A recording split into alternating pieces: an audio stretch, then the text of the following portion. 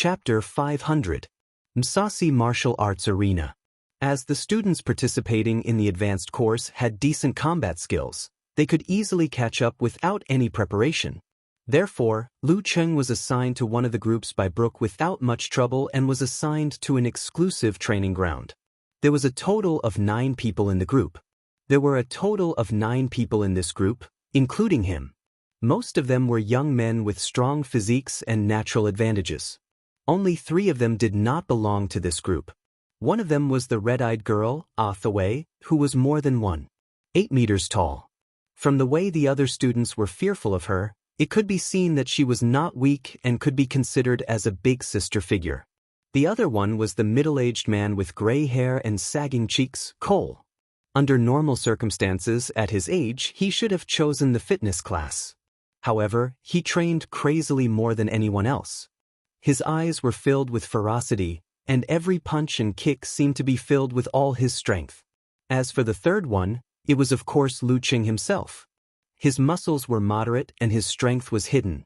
Therefore, he could not fully support his combat suit. Compared to the other students, he was shorter and skinnier. However, the other students did not discriminate or provoke him. Since he could join the advanced course, he must have a good foundation. Their speculations were quickly confirmed by Coach Lindello's introduction. This was an Asian kid who had practiced Chinese martial arts. After observing for a while, Lu Cheng gained an intuitive understanding of the fighting techniques of the Jiruga sect.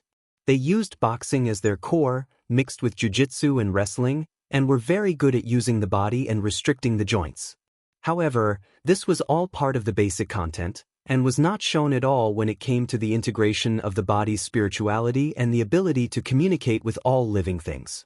With Lu Cheng's current insight, knowledge, and foundation, he joined the training after 20 minutes and got the hang of it quickly.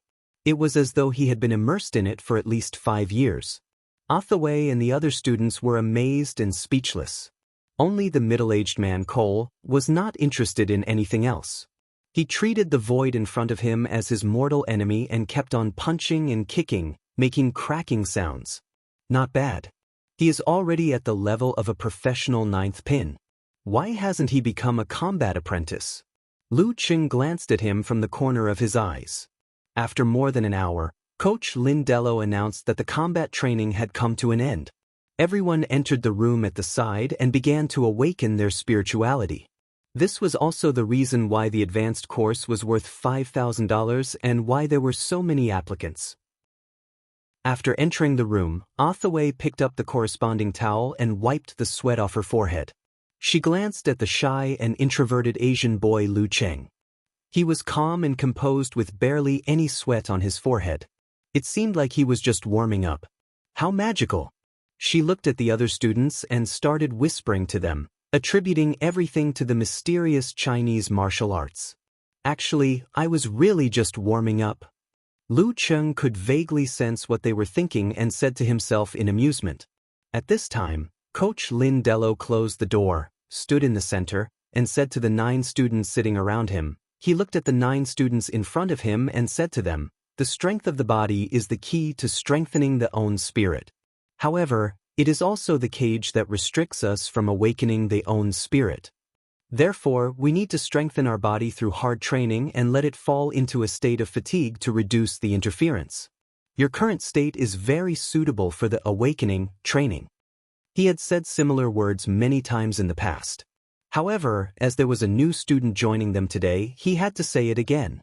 Her body was tired, but her spirit was still excited.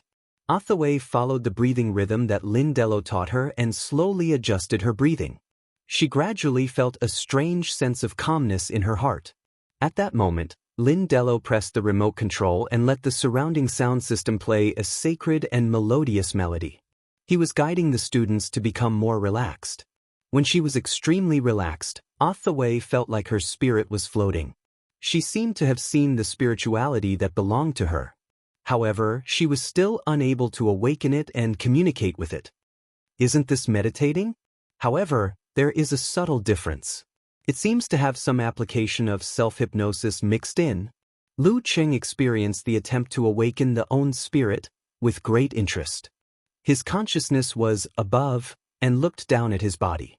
He grasped every change in it without missing anything. He was like a god that ruled over this body. Yes, this is not called own spirit. It should be called own spirit. Encountering God in the void, God is oneself. Half an hour later, Linda Luo stopped playing the ethereal music and said to the few disappointed students, "Let's go. Don't try anymore. Otherwise, you will lose yourself." After saying that, he took out a dark red box that seemed to be used to store jewelry. Yes, it was really a box used to store jewelry. After opening it, there was a blue gem lying inside. "This is a sapphire that my teacher, Mr. Joseph, the Grand Master of Martial Arts, made. He used the own spirit as the main source of the polishing and gave it a certain level of spirituality. Try to communicate with it and tell me what you feel. This is the practice of communicating with the spirituality of all things. It can help you awaken the own spirit," said Lin Dello seriously. He was a black-haired Caucasian man who was less than 30 years old. He was obviously of Latin descent. The lines on his face looked like they were carved by knives and axes. According to the order, the middle-aged man, Cole, was the first to receive the gem. He communicated with it quietly for a while before opening his eyes and revealing his grayish-white pupils. "I feel a patch of blue." Lin Dello nodded slightly and didn't comment. He let Cole pass the message clockwise. "I feel like I'm touching water. I almost couldn't breathe just now. Waves, waves, I see waves." After a few people, the object of spirituality was in the hands of the extremely curious Lu Cheng. He imitated the other students and placed the gem in his palm. He placed it horizontally on his left chest and closed his eyes. Focusing his thoughts, he reflected in the ice mirror. His mind slowly descended and came into contact with the gem. It seemed to surround and envelop it. Ripples appeared in his heart lake. Within the ice mirror, a crashing sound could be heard. It was a surging sea that filled the surroundings. It was deep blue, layered, and dimly glowing. Essence. These two words popped up in Lu Cheng's mind. He felt that this sapphire was very similar to the paper on which he had written the fighting formula. However, there were subtle differences. There are 3,000 paths, but they all lead to the same destination. He suddenly remembered a saying in a cultivation classic. His mind and consciousness immersed in the gem, wanting to explore more. With a crashing sound, the waves of the blue sea surged and churned to the bottom. There was a layer of blood-like water. Thick, sticky, stinky, cruel, evil, and many other sensations appeared in Lu Cheng's ice mirror, creating exaggerated ripples and hideous cracks. Lu Cheng responded in his mind. He visualized the ice spirit holy light and moved a little forward. The blood flow immediately retreated and the ice mirror regained its stability. The blue sea once again covered everything, except for the coldness. It seemed to have two poles. What's going on? When the Grand Master of Martial Arts Joseph was polishing the gem, he couldn't control his emotions and allowed the negative things to taint his spirituality. Moreover, this evil feeling was buried very deep. It would be difficult to detect or trigger the changes if one wasn't of a similar level. Experts of a similar level wouldn't have the time to study the spiritual item that Joseph was polishing for his disciple. Lu Cheng was still in a state where he didn't know much about the awakening and polishing of the Jeruga sect. It was hard for him to figure out the real reason. He opened his eyes and briefly explained his feelings. The sea. Lin Deluo's eyes were filled with surprise. After a while, he nodded and said, "That's right. This Asian kid's spirituality is very strong." Seeing that no one noticed anything unusual, Lu Cheng secretly heaved a sigh of relief. He passed the sapphire to Othaway, who was beside him. Othaway got into position and communicated with him silently for a while. She opened her eyes happily and replied, "Coach, I see an iceberg." While Lu Cheng was speechless, Lin Deluo shook his head with a sour expression. "Othaway, you've regressed." Othaway's smile instantly collapsed. The two following students, one saying cold and the other saying deep water, witnessed the remnants of Lu Cheng's influence gradually fading away without them realizing it. After the practice of own spirit came to an end, Lu Cheng and the rest started their combat training again. This allowed him to re-understand the foundation of his martial arts from different perspectives and concepts. From there, he could find problems that he couldn't detect in the past. Stones from other mountains can be used to attack jade. At 11:30 p.m., Lin Deluo announced the end of the class for the day. If anyone wanted to come in the afternoon, they could do an hour of free practice. Lu Qing didn't have the time to care about the other students. He took a shower, changed his clothes, and returned to Connecticut University to have lunch with Yen Zhika. With his company, Du Yen had the time to do something of her own. After noon, Du Yen returned and the girl re-entered the classroom. Lu Qing found the nearest cafe and asked for an iced latte. As he drank, he used the local internet to search for famous criminals in Connecticut. The first thing that came into his view was a scary guy known as the God Slayer. He committed crimes all over America, not just in Connecticut.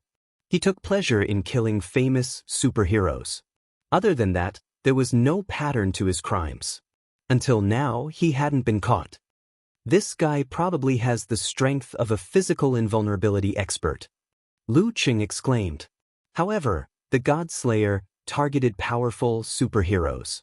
It was almost impossible for him to affect Cuckoo, so he didn't need to be wary of him. Lu Qing swiped his thumb and looked at the search results again. Every year, the nightmare would randomly kill people. His targets have no pattern. The only thing that can be confirmed is that when the corpse is found, the forehead will be slit vertically and there seems to be an additional bloody eye. According to the police report, there was once a person who tried to commit a crime to escape the law. In the end, he provoked the nightmare and became the next victim. From the limited 2 encounters, this guy is considered a veteran grandmaster of martial arts in America. He's similar to our Inhuman, no leads, no leads. Lu Qing sipped his coffee in frustration. His plan to clean up criminals had been foiled before it even started. He didn't even know who the culprit was. Out of habit, he continued to scroll down.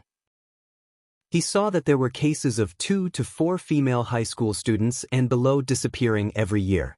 After years of police investigation, they could basically confirm that the culprit was the same person, codenamed Butcher. On the list of suspects listed online, Lu Qing saw a familiar name. Joseph? Joseph from the Musashi Martial Arts Gym?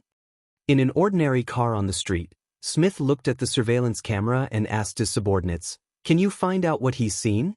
"Yes, but you need to use the Skynet, boss," answered the guy wearing a baseball cap casually. Chapter 501. Joseph. Seeing this name, Lu Qing immediately recalled his experience of communicating with the gemstone spiritual object in the morning. He remembered the sticky, smelly, evil, and cruel blood. That was a gemstone polished by martial artist Johnny Joseph with his own spirit. The tainted deep spirituality seemed to have originated from the negative factors at the bottom of his heart or his prolonged emotional loss. Thinking of this, Lu Qing perked up. He began to research why Joseph was listed as a suspect. The blood of a missing girl, Taylor, was found in the woods near his villa. His ex-wife spread the word that he believed in the devil and that he had cult books like the Pure Girl's Spirit at home. Another victim, Sonny's boyfriend, accused him of seeing figures similar to Joseph around the scene of the possible disappearance. However, the broken camera couldn't provide any evidence. Reading line by line, Lu Qing realized that these clues couldn't clearly prove that Joseph was the culprit. They couldn't even make him undergo a strict investigation. However, combined with the abnormality of the sapphire, he was somewhat confident. In an ordinary sedan on the street, a young man in a baseball cap was typing rapidly on the keyboard. "Boss, he's looking at famous criminals and cases in Connecticut." Smith was stunned. He took the laptop from his subordinate and slid his index finger across the touchscreen, reading the content that Lu Qing had read. This was feedback from the internet service provider. What is he planning to do? Does he want to play the role of a superhero? Asked the young man in the baseball cap, seeking to communicate. After a moment of silence, Smith slowly opened his mouth. This is probably the hobby of Chinese martial artists. In Chinese, it's called qie, or learn from each other. He uttered the words he had learned during his research over the past few days in a strange accent. He then added, Don't our mixed martial arts masters like challenges as well? I think I get it. He's looking for a challenge that won't get him kicked out of the game. The young man in the baseball cap was enlightened. Boss, you have to think of a way to warn him. Don't make this a big deal. Smith nodded slightly and didn't say anything else. He returned the laptop to his subordinate and pointed outside. I'll go get a cup of hot coffee. Do you want one? No need. Can I have some Coke? The young man in the baseball cap smiled brightly. After getting out of the car, Smith went to another shop and bought a cup of steaming black coffee. Then he took the elevator to the top floor and entered the rooftop. Leaning against the edge, he silently looked down at the building opposite. The short building was called Musashi Martial Arts Arena. A few minutes later, the door of the rooftop was opened. The gray-haired middle-aged man, Cole, appeared with a bag of things in his hand. He looked exhausted, but his eyes were cold. Smith! Cole was stunned for a second before he let out a sigh. You're here again. Smith picked up the cup, downed the remaining coffee that had cooled down, and smiled bitterly. Uncle Cole, how have you been? I still haven't awakened my own spirit, and I still haven't become Joseph's combat apprentice. Cole took out a can of beer, opened it with a bang, and took a deep gulp. The pale yellow beads of water flowed down his chin, which he had forgotten to shave, past his grayish-white and messy beard stubble, and fell to the ground, breaking into 8 pieces. Smith opened his mouth, as though he wanted to say something, but in the end, he didn't say a word. He crushed the cup into a ball, turned around, and left the rooftop. He found a supermarket and bought a can of Coke for his subordinate. He instructed him to go home and rest, to ensure that he had enough energy to wait for his next shift. As for the other members of the team, they were sent off to do other things. After studying for a long time, Lu Cheng suddenly broke into laughter. He was mocking himself for being too engrossed in his role. Even if he was fairly certain that martial artist Johnny Joseph was the criminal butcher who had been active for more than a decade, he could still pay him a visit with peace of mind. However, if he couldn't find any concrete evidence, it would be very troublesome to clean up the mess. This was a veteran mighty one with a relatively high status. In this way, if he was not careful, he would become a criminal. In a place where he was unfamiliar with the people and there were not many resources to borrow, not to mention the serious consequences, the lightest punishment would be deportation, and his visa would be denied. This would contradict his most important request. Should he seek help from the military? They definitely have an intelligence network in America, but how should he ask? As the thought flashed through his mind, Lu Cheng had already simulated the most likely conversation. I'm going to deal with Johnny Joseph. I need intelligence support. Why? He's a perverted criminal. He might endanger my wife. Oh, does he know your wife? Does his target group include your wife? Then why do you want to deal with him? Do you understand? There's a certain possibility. A small possibility. I want to take precautions. Please forgive me for not understanding your train of thought. Lu Cheng shook his head and mocked himself when he thought of a similar scenario. He temporarily put aside the idea of visiting the butcher. Joseph's target should only be young girls. He wouldn't be able to find college students, not to mention Ku, who was just one of the many female college students, even though perverted criminals like him are detestable and everyone has the right to kill them, and I also have a sense of justice, I still have to consider the actual situation. Lu Cheng picked up his iced latte and drank the last mouthful. Seeing that it was still early, he decided to head to the Musashi Martial Arts Gym for another hour of free practice. I can't relax my expectations of myself just because I'm already an inhuman and my strength is internalized. Even if I don't train, my realm won't regress. My target has never been an inhuman. The past doesn't count. Picking up his phone, Lu Cheng walked out of the cafe. Just as he was about to identify the road, a car suddenly appeared in front of him and slowly stopped by the roadside. Hello, Lu, greeted the driver with a smile. Who's that? Lu Cheng looked over in confusion. He felt that the young and sunny face was a little familiar. But in his eyes, most foreigners looked the same. You asked me for directions yesterday, Smith reminded him. Oh, it's you. Lu Cheng suddenly remembered. Then, a thought came to him and he blurted out, "How do you know my surname is Liu?" At that moment his hair stood on end.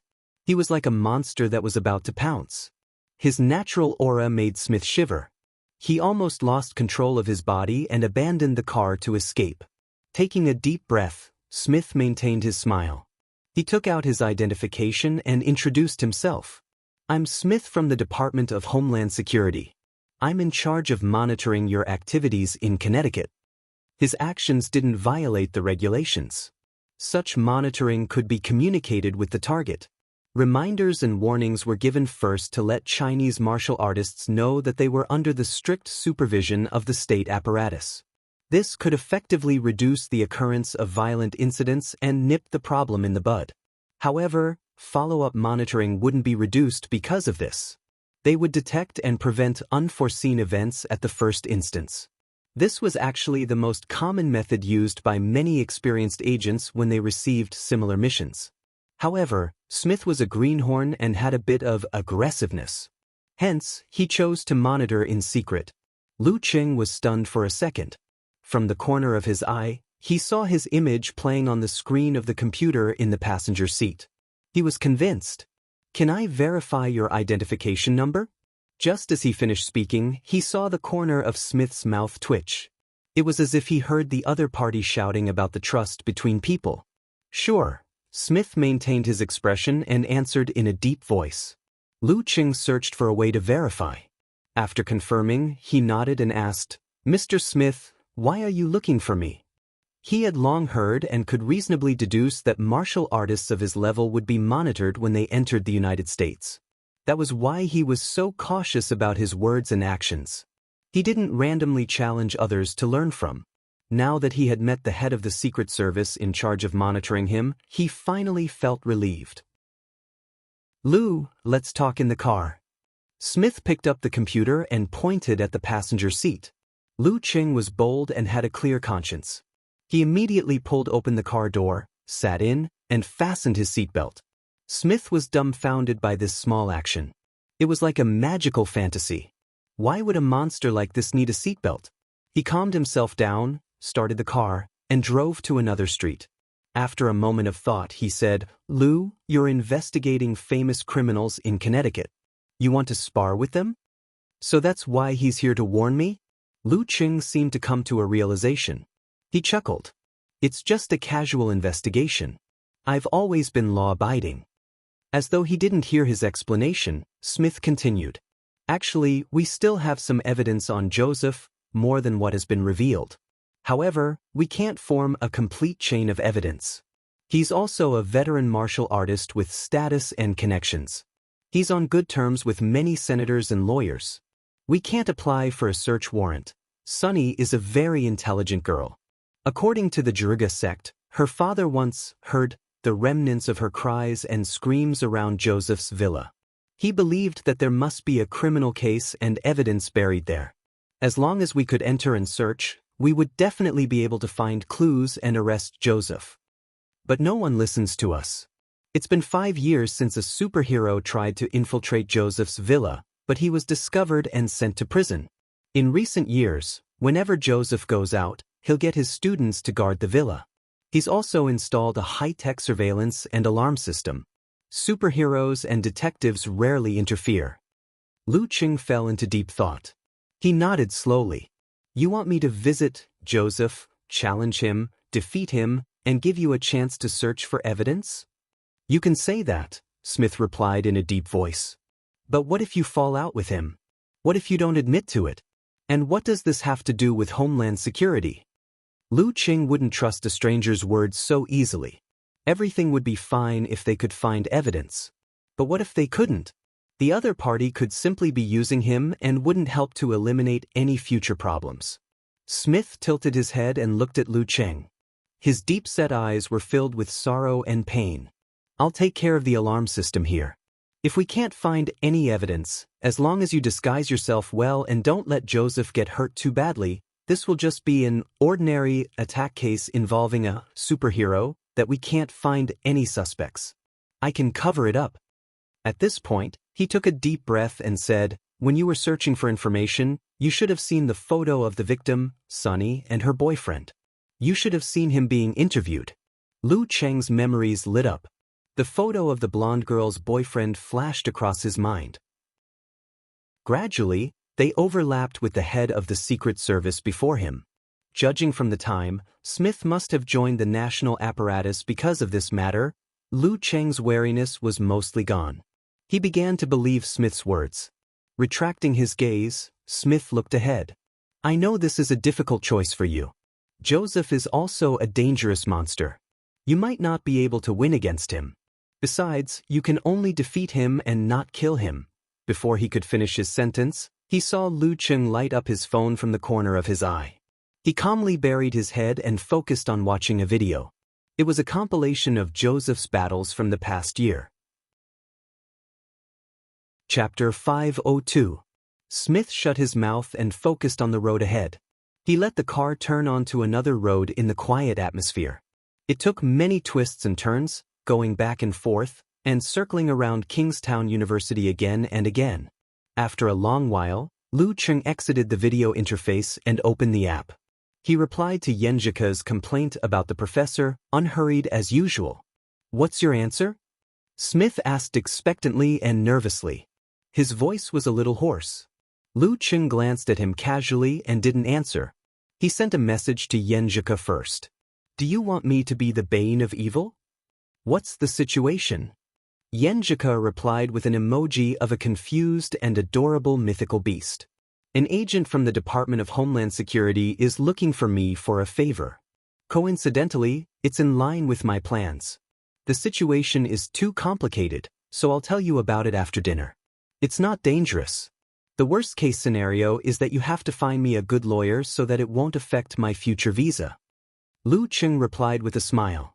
Empress Dowager knows a few good lawyers and has the backing of an agent from the Homeland Security Bureau. You'll be fine as long as you don't cause any big trouble. Yenjika saw how confident Lu Cheng was, as if he was going to the next street to buy groceries. She wasn't worried, but more curious and puzzled. Cheng really can't stop worrying no matter where he goes. What's your answer? Seeing that Lu Cheng had stopped chatting, Smith repeated his question. His sunlit face was tense, afraid to reveal the turbulent emotions in his heart. No problem. Lu Cheng locked his phone with a click and answered calmly. With the strength that Johnny Joseph had displayed in the past year, Lu Cheng was confident that he could beat him in a one-on-one duel before he made a breakthrough in Ice Mirror. What's more, this was a surprise attack, and his Ice Mirror had reached the level of encountering gods in the void, self-reflection, no problem. Smith was shocked and surprised at the same time. He could feel the strong confidence that was hidden deep under the surface. Is he really fine? Although Joseph's strength had been fluctuating, it had always been at the dangerous grade. In the past 6 months, it felt like he had returned to his peak and was on the same level as the Chinese monster beside him. He definitely wasn't an enemy that could be easily dealt with confidence. Smith was worried and emphasized this point. Seeing that Lu Cheng was unmoved, he didn't mention it again. He had waited for 5 years for such an opportunity. He was not willing to miss it because of his misgivings. He only wanted to grasp it firmly. At 4 in the afternoon, Joseph will leave the Musashi Martial Arts Gym and return to his home in the suburbs. At that time, the students guarding his villa will leave, leaving him alone. I will use my authority to enter the system and cut off the connection between the police station and his alarm system. All the police and security officers patrolling the area will pass by his villa once every 28 to 35 minutes. He has scheduled an afternoon tea at 4:40. This is his habit. It's to replenish his energy from his free training in the afternoon. This is your chance, and this is our chance. Smith spoke one by one as he considered all the possibilities. To him, this matter had been on his mind day and night for 5 years. Lu Cheng listened quietly. His confidence in this matter had increased by another 10%. When he didn't understand a word, he would take the context into consideration and seek common ground. If it was really an obstacle to communication, he would ask Smith to repeat it, explain it, or provide keywords for translation. As they conversed, Smith drove to another street and brought back a jacket often worn by delivery boys and a few empty lunch boxes. He also gave Lu Cheng the baseball cap that his subordinates had left in the car. This was to prevent Johnny Joseph from remembering his face and reporting him in the future. This was exactly what Lu Cheng wanted. Johnny Joseph wasn't a loner. He was one of the top 10 mighty ones in the entire Jeruga sect. He had teachers, students, and friends. If he left any traces behind, it would be troublesome. At 4:23, Johnny Joseph drove his Hummer back to the entrance of the villa. He happened to see the black giant Olsen driving a similarly exaggerated car. He pressed the horn to stop the car. Olsen stepped on the brakes and rubbed his bald head, revealing a mouthful of extremely white teeth. Joseph had a layer of light yellow hair. He stared at Olsen with his blue eyes and said in a cold tone, "Watch your mouth. I don't want to hear you make fun of me again." Olsen's skin was so dark that it was shiny, but his eyes were filled with anger. However, when he looked into Joseph's eyes, he saw that there seemed to be a storm and waves brewing in Joseph's deep blue eyes. He couldn't help but shiver. His emotions faded away, and he raised his arm to show that he already knew about the warning. He muttered, "I'm sorry, Joseph." "Seriously, you don't have a sense of humor." He released the brakes, stepped on the accelerator and drove to another villa. "Coward, coward." Joseph cursed under his breath, as if he couldn't wait to fight with Olsen on the spot. He was about 40 years old.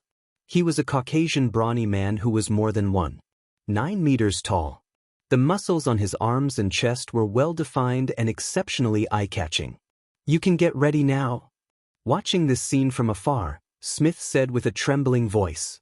Lu Cheng was both nervous and expectant. At this moment he took out his black-rimmed glasses and put them on his nose bridge. He lowered the front of his baseball cap and covered half of his face with the shadows. He held a quarter in his right hand and let it flip and jump between his fingers. After parking the car and walking to the door, Joseph saw 4 students coming after hearing the news. They stood in a row and greeted him respectfully. He nodded satisfactorily and said a few words. Then he waved his hand and let the students leave. He closed the door and walked into the treasure room on the first floor. There were many carefully polished gems placed here. Some were bright red, some were clear green, and some were light blue like lake water. There were all kinds of gems, and as their radiance intertwined, they rippled with a sense of peace and tranquility. Other than that, there were also tree carvings, bone carvings, and other works of art on the shelves and tables. They all gave off a sense of spirituality. They'll never find it. Joseph let out a smug and sinister laugh. He closed his eyes and released his own spirituality, immersing himself in the quiet light. It was as if he could see holy, pure, and beautiful faces. They were illusory and floating, like spirits that walked on water. Just as he sank into a drug-like frenzy, the doorbell suddenly rang. It rang again, and every sound was ear-piercing. Damn it! Why did he come early? Joseph opened his eyes in anger. His blue pupils were clearly bloodshot. He took a deep breath and calmed down. He turned and walked to the door. Since he was skilled and bold, he only glanced at the surveillance camera casually. After confirming that it was the food delivery guy, he reached out and opened the door. He saw the delivery guy with a baseball cap and a slightly lowered head. At that moment, Joseph, whose own spirit was powerful, suddenly felt as if he was facing a monster or a demon. At that moment, Lu Cheng flicked his finger. The coin in the slit flew up with a clang, creating sparks of gold and red. It distorted its shape and shot towards Joseph's face. In 12 minutes, the patrolling police would pass by this place. Boom! When Joseph extended his fan-like palm to block, the coin that was infused with Emperor Yen force suddenly exploded. The fragments flew forward and split into 2, then into 4, and then into 8. The enemy was caught off guard and was only able to send 1/3 of the fragments flying. At that critical moment, a blue glow appeared on Joseph's body. It significantly reduced the speed of the shards, causing them to only leave a red mark on his skin. Lu Cheng had just flicked the coin when he retracted his chi and blood. He quickly swung his left fist, which was covered in frost formed by ice shards, towards the enemy's lower abdomen. The meal box fell. Joseph's other fist rushed forward in a hurry, blocking his opponent's attack with exaggerated bulging muscles. Bam! The blue glow around Joseph instantly shrunk and seemed to have solidified. It was as if the sea had encountered a cold wave from the north and south poles. Ice spirit force. Lu Cheng's left arm rebounded. His chi and blood gathered and then exploded. He shook his right shoulder and swung his heavy fist sideways, igniting a crimson flame. Boom! Just as Joseph was about to block, he was hit by a shockwave similar to an explosive explosion. The already solidified blue glow shattered and scattered in all directions, vanishing into thin air. His body couldn't take it anymore, and he staggered backwards. Once Emperor Yen was out, the enemy was invincible. This was the fully formed Emperor Yen force. As Joseph retreated, Lu Cheng took a step forward and threw a punch of Ice Spirit in Emperor Yen at the same time, leaving no gaps. He always maintained the optimal distance between each step, as if he was measuring accurately. Joseph couldn't retaliate, dodge, or escape. Bam, bam, bam, bam, bam, bam. Lu Cheng was like a robot. Following a predetermined sequence, he ruthlessly unleashed his Dan force. Half of it was light, half of it was heavy, and he invited Emperor Yen. After 8 consecutive exchanges, Joseph, who didn't understand what was going on, felt hot and cold at the same time. His strong body began to tremble. If not for his many years of fame and the fact that he had recovered to his peak by absorbing pure spirits, he probably wouldn't have been able to withstand it. Bam! Lu Cheng took another step forward. Using the realm of encountering gods in the void, he activated his chi and blood, stimulating a certain part of his body. His muscles swelled, and his fascias opened up. He seemed to have grown much taller. This was a simulation of the circulation of the fighting formula. The effect wasn't as good as the original, but the advantage was that there was no need to pronounce it. Boom! He swung his fist down and landed on Joseph's forearm. A ball of crimson flames burst out, creating a violent shockwave. His opponent's stance was forcefully broken, and he staggered backwards. Then he took a sliding step and threw a punch forward. Joseph, who had not been able to use his strength, knew that he was in a desperate situation. He roared and awakened something hidden in the bottom of his heart. The scattered blue brilliance on the surface of his body shone again, and it was dyed with a dark red color that was close to black. Then he splashed it at the enemy who was sliding and punching. Lu Cheng seemed to have been prepared for this. With a squeeze of his tailbone and a quick twist of his waist, he forcibly changed his direction and circled behind Joseph. The 19th move of the ice sect, Frost Devour. The dark red light splashed onto the ground, corroding a large pit. At the same time, Lu Cheng visualized, turned his waist and back, and swung his fist at the enemy, who couldn't dodge in time. His fist landed on the enemy's arm, which he hurriedly put up as a shield. Severe warning. With a muffled thud, the brilliance on Joseph's body completely froze and turned crystal clear. His eyes lost focus. Lu Cheng didn't hold back and struck again. His fist went up from his waist like a cannon and landed on his opponent's abdomen, triggering an internal explosion. Boom! Joseph's body jerked and blood flowed out from the corner of his mouth. He finally recovered from his frozen state. But before he could control his body, he was hit by Lu Cheng's severe warning again. His vision was completely unfocused, and he turned into an ice sculpture. Lu Cheng took half a step forward and slapped Joseph's left temple with his right hand, knocking him out. Throughout the whole process, Joseph, who was ambushed, didn't have a chance. His every move was reflected in Lu Cheng's ice mirror. Lu Cheng clapped his hands and shook off the ice crystals. He didn't leave any fingerprints. Then he called Smith, who was waiting outside. "It's done," he reported concisely. There was silence on the other side. Only his breathing was getting heavier. "Lu seems to have just entered the door. It's Monday. I'm looking for a recommendation." Chapter 503. After a moment of silence, Smith replied with a trembling voice, "All right, I'll be right there." After ending the call, Lu Cheng scanned his surroundings but couldn't find any valuable clues. He had no choice but to turn his attention back to the unconscious Joseph. In the previous battle, it seemed like it was easy for him to kill the Grandmaster of Combat without giving him a chance to retaliate. But in reality, to achieve such an effect, he had gone all out and held nothing back. With the ice mirror as the core, he had perfectly integrated his prediction, force, unique skill, footwork, and other skills into one. That was how he had managed to subdue his opponent without any accidents. An inhuman mighty one wasn't as easy to deal with as he made it out to be. Because of that, he didn't hide the characteristics of his martial arts, nor could he. Even if he didn't know how he looked, Joseph would be able to find out who the attacker was after he regained consciousness. That would leave behind a rather troublesome trail.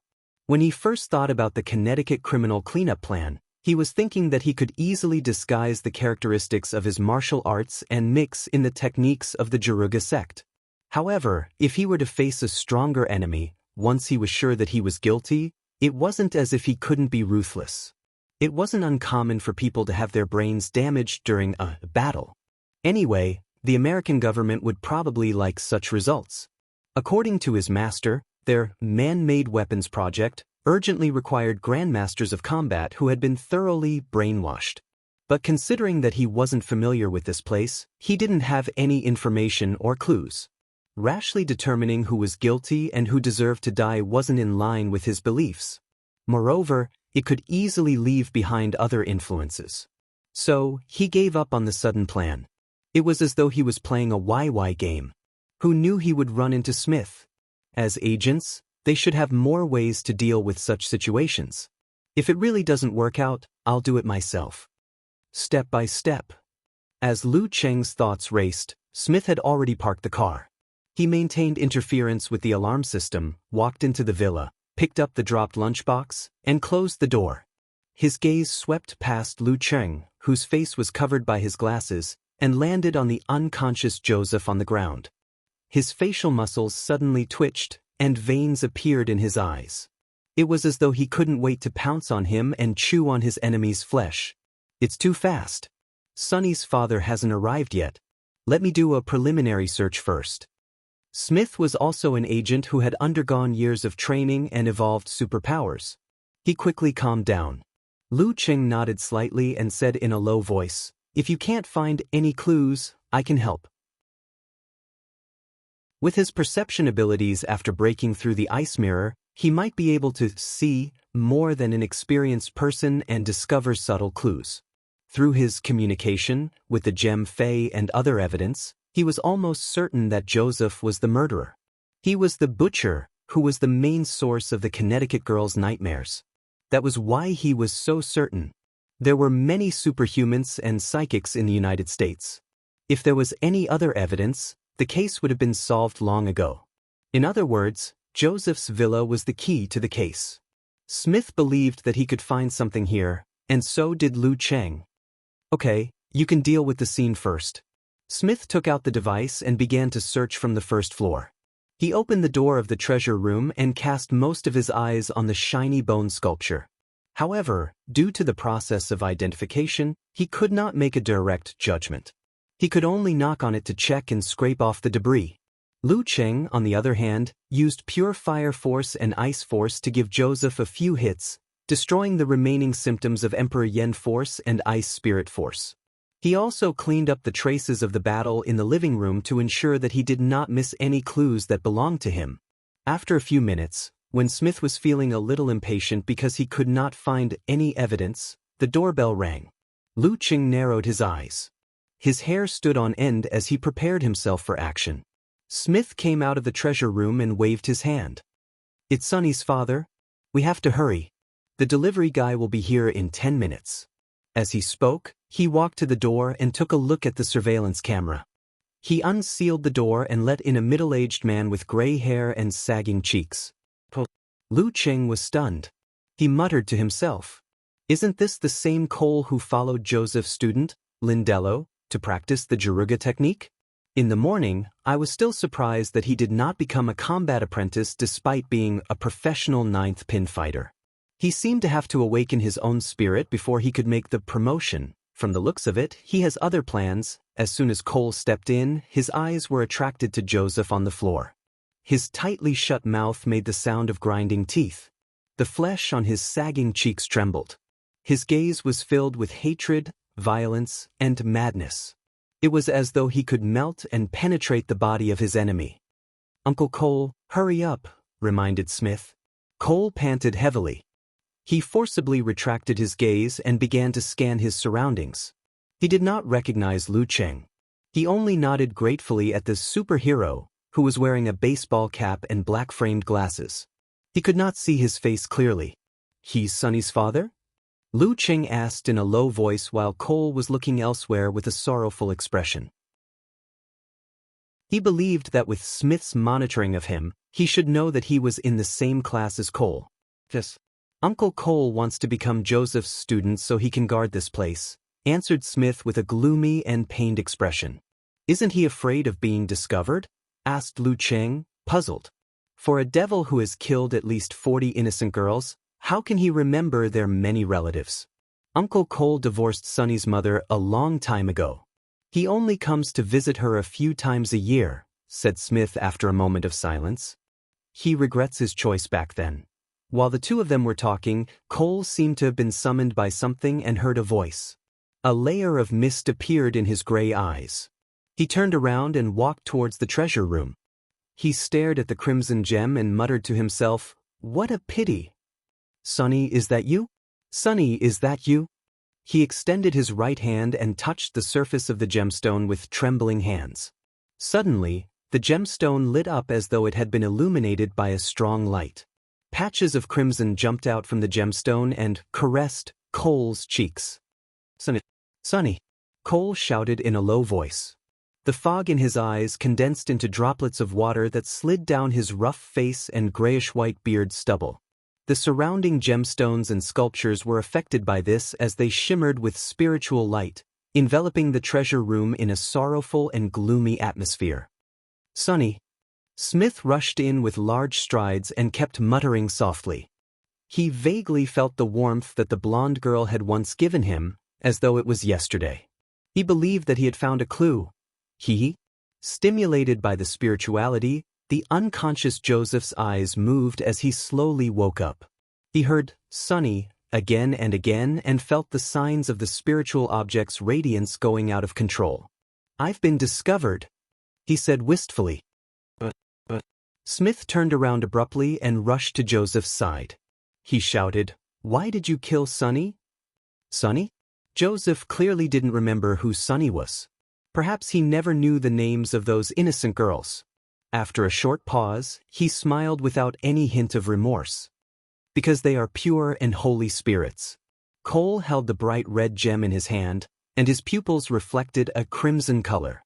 He shouted sorrowfully, "Where's her body?" Joseph revealed an intoxicated expression. It was so perverse that it made one's hair stand on end. Part of it became a spiritual object. The rest merged with me. Lu Cheng, who understood the meaning behind his words, almost spat out the coffee he had just drunk. "Demon, you're a demon." Cole panted and cursed as he approached Joseph step by step. Poor Sonny. She didn't do anything. Because of this, she was innocently murdered. She didn't even know the murderer's reason. She must have been confused, puzzled, and confused at that time. Joseph ignored Cole and Smith's reactions. He struggled to look at the delivery boy who had defeated him. However, all he could see was his pants, clothes, black-rimmed glasses, and baseball cap. He was 176 to 178 meters tall. His body was covered by clothes, and his skin was covered with ice crystals. He couldn't tell which race he was from, but his spirit was very, very strong. "Are you the new superhero?" Joseph asked in a hoarse voice as he rolled his blue eyes. He wanted to know why Lu Cheng interfered and why he was attacked. "No," Lu Cheng answered with simple words. "Well, I can't reveal that I was here to eliminate the source of the threat to Ku. That would alert Smith and the rest of them to my weakness. Joseph killed women for the pure and holy spirit. He didn't limit his targets to younger girls. He might have targeted Ku, who had the talent for meditation. Then you're doing this for justice? The bane of criminals? Joseph sneered. Not really, Lu Qing answered frankly. Joseph was stunned for a moment. He blurted out, Then why are you here? Why are you targeting me? Lu Qing thought for a moment. He lowered the brim of his baseball cap and said, I have nothing better to do. Theoretically speaking, I do have too much free time. That's why I have the time to indulge in whimsical thoughts. Coincidentally, I've always been good at taking action, nothing better to do. Joseph was stunned. He didn't expect this at all. Just because I have too much free time, I'm being targeted? What kind of stupid reason is this? The anger in his heart turned into flames. He couldn't wait to get up and bite Lu Qing. In that instant, he felt the confusion, doubt, and pain that Sunny and the rest felt when they were innocently killed. In his sorrow, Smith thought that Lu Qing was merely retaliating verbally against Joseph. Amused, he walked over and took out a metal box the size of a palm. From the box, he took out a syringe, a needle, and a liquid that glowed with a faint golden light. After assembling the syringe, Smith injected the liquid into Joseph's body. He turned to Lu Qing and smiled. Muscle-slowing agent. It will make him feel weak for an hour. Also, it has serious side effects that will damage his recent memories. If he was in good condition, he might be able to pull through. But now, may God bless him. Not bad. Lu Qing nodded in satisfaction. Smith stood up, glanced at his watch, and said to Lu Qing, I'll send you off first. Uncle Cole watched the scene. Okay. Cole replied in a deep voice, his eyes fixed on Joseph. After Smith and Lu Qing left the villa, got into the car and drove away, Cole let out a maniacal laugh and slowly approached Joseph. What are you going to do? Joseph, who had been waiting calmly for a lawyer, finally panicked. In the car, Lu Qing glanced at Smith and sighed. You should be able to guess what happened in the villa. Uncle Cole is determined to pay the price. Smith didn't answer directly. Lu Qing didn't say anything else and closed his eyes. P.S. Please recommend me. Chapter 504. Near Connecticut University, Smith stopped the car by the roadside and turned to Lu Qing. I have to go back as soon as possible to settle the remaining matters. Don't worry, there won't be any surveillance footage left behind. Lu Qing nodded, unbuckled his seatbelt and got out of the car. He had taken 2 steps when he heard Harding call out, Hey! What? Lu Qing looked back and saw that Smith had already rolled down the car window, leaned over and stuck his head out. His eyes were pained but sincere. His voice was low and slow as he said, Thank you. Lu Qing smiled and shook his head. Without saying anything, he turned around and walked towards the school gate that he was used to going in and out of. With the appearance of the butcher and his revenge, Smith could finally vent the pain and suffering that had accumulated over the past 5 years. Lu Qing had already taken off his black-rimmed glasses and returned to his usual appearance. He went to the supermarket and bought a bottle of water. He was so bored that he first chilled it and then heated it again until Yenjika's lessons were over and she was about to leave school.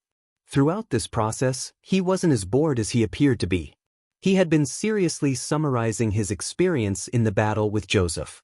Although he had obtained an overwhelming advantage in this battle, chaining his opponent to the point of death, and was unable to unleash the various miraculous and tyrannical aspects of the Jaruga sect, he could look at it from a different perspective. For example, if he were to be ambushed and fall into a passive state, how would he turn the situation around and break out of his predicament? For example, if Joseph were to change his response to a certain choice, would it have been better for him? If that was the case, how should he continue to exert sufficient pressure? A lost battle required contemplation, but so did a victorious battle. And this was the first battle after Lu Qing's breakthrough with the ice mirror. With it as the core of the battle, there was still much to be summarized. Holding a bottle of mineral water with ice cubes floating in his hand, Lu Qing stood at the school gate of Connecticut University, waiting for Ku and Aunt Du to come out. At this moment, Huang Shiwen, with her chubby cheeks and gorgeous face, was chatting and laughing with a few girls she was close with as they rushed towards the school gate. They were going to have a wild party tonight. As her gaze wandered, Huang Shiwen suddenly saw a familiar figure and couldn't help but tremble. He was the man of the hour in Songqing University. The news of him and Lin Kei winning the national championship was still a hot topic in the school forum. More importantly, he was Yenjika's boyfriend. Lu Qing? Why is he here? Huang Shiwen looked at the well-defined, masculine face with a hint of gentleness. Her heart felt as if it had sunk into an ice cave, enduring the cold of dozens of degrees below zero. He hasn't broken up with Yenjika? Did Yenjika badmouth me in front of him? Will he hit me? Is it too late to call the police now? I heard that people who practice martial arts are impulsive. Huang Shiwen's thoughts surged, and all of them deviated in a bad direction. The more she thought about it, the more scared she became. With Lu Cheng's rumored strength, even if the police arrived, they wouldn't be able to stop him. Ask for help? He was the apprentice of the senior martial artist Joseph's student. Even though he definitely wouldn't be able to defeat Lu Cheng, he could use Mr. Joseph's name to scare him off. Aya, what am I thinking? I haven't done anything bad to Yenjika, and I've been inviting her to parties out of kindness to broaden her social circle. I have a clear conscience. Moreover, she was indeed very introverted, very antisocial, and very unsociable at Kingstown University. She also dressed like an old aunt. I wasn't wrong. I'm not afraid of Lu Cheng. Lu Cheng gazed at the entrance, his gaze sweeping past many figures as he searched for his little fairy. Suddenly he saw an Asian girl. Judging from her appearance, she should be Chinese. Huang Shiwen's calves suddenly trembled under his gaze. Beads of cold sweat formed on her forehead, and the back of her gauze skirt showed signs of being soaked. Lila, what's wrong? A girl beside her shouted the American name Huang Shiwen gave herself. I. Huang Shiwen couldn't form a sound. She anxiously tugged at her classmate, indicating that she wanted to take a detour to go home. There are quite a lot of fellow countrymen here. Lu Cheng thought casually. His eyes suddenly lit up, reflecting Yenjika's figure. Through her tied-up hair and big black-framed glasses, he saw her inner beauty. He smiled and walked up to her. He heard someone shouting Lola. It seemed that the Chinese girl just now had fainted. There are quite a lot of kind-hearted people. I won't make a red scarf. Lu Cheng held Yenjika's left hand and took over her bag and sundries. He felt that his heart had really settled down and become unusually steady. It was as though he had returned to a warm and peaceful home. The residual emotions from his surprise attack on the Inhuman had completely dissipated. What's going on there? Yenjika looked curiously at the side, which was surrounded by layers upon layers of people. I think a girl fainted. The weather changes drastically. It's easy to catch a cold if you're not careful. Lu Cheng said whatever came to mind. He had already calmed down and his expression was relaxed. Yenjika vaguely saw that the surrounded girl had already woken up and was being carried away by kind-hearted people. She didn't care much and returned home with Lu Cheng. While waiting for Aunt Du to prepare dinner, she dragged the worrisome Cheng upstairs and sat on the edge of the bed. She coughed lightly, pursed her lips and deliberately kept a straight face. Tell me, what bad things did you do in the afternoon? Her eyes were bright and full of curiosity. Cough. I went to catch a psychopathic murderer. Lu Cheng summarized the main point. Psychopathic murderer? Yenjika's clear eyes widened. They were filled with confusion and doubt. All the guesses she made in the afternoon had come to nothing. You should have heard of Butcher, right? Lu Cheng asked. He was a notorious criminal in Kingstown. Yes, I've heard of him. Empress Dowager even summarized a few key areas where Butcher committed his crimes. She told me not to go there for no reason. It's better to be safe than sorry. You caught him? Do you know who he is? Yenjika couldn't keep a straight face anymore. She was like a little girl who wanted to hear a story.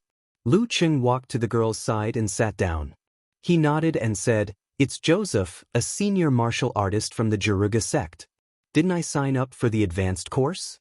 When I was communicating with the gem to awaken my own spirit, I sensed the hidden bloodthirst of the grinder, which is Joseph. Originally, I didn't have any other evidence. If I went to him directly, I would easily become a criminal and be deported. That's why I didn't want to do it at first. Later, the head of the Secret Service, Smith, who was in charge of monitoring me, contacted me. His girlfriend, Sunny, was a victim of butcher. Without waiting for Lu Cheng to finish, Yenjika was stunned. She changed her position and blurted out, "There's a Secret Service monitoring you? Is there really a surveillance system?"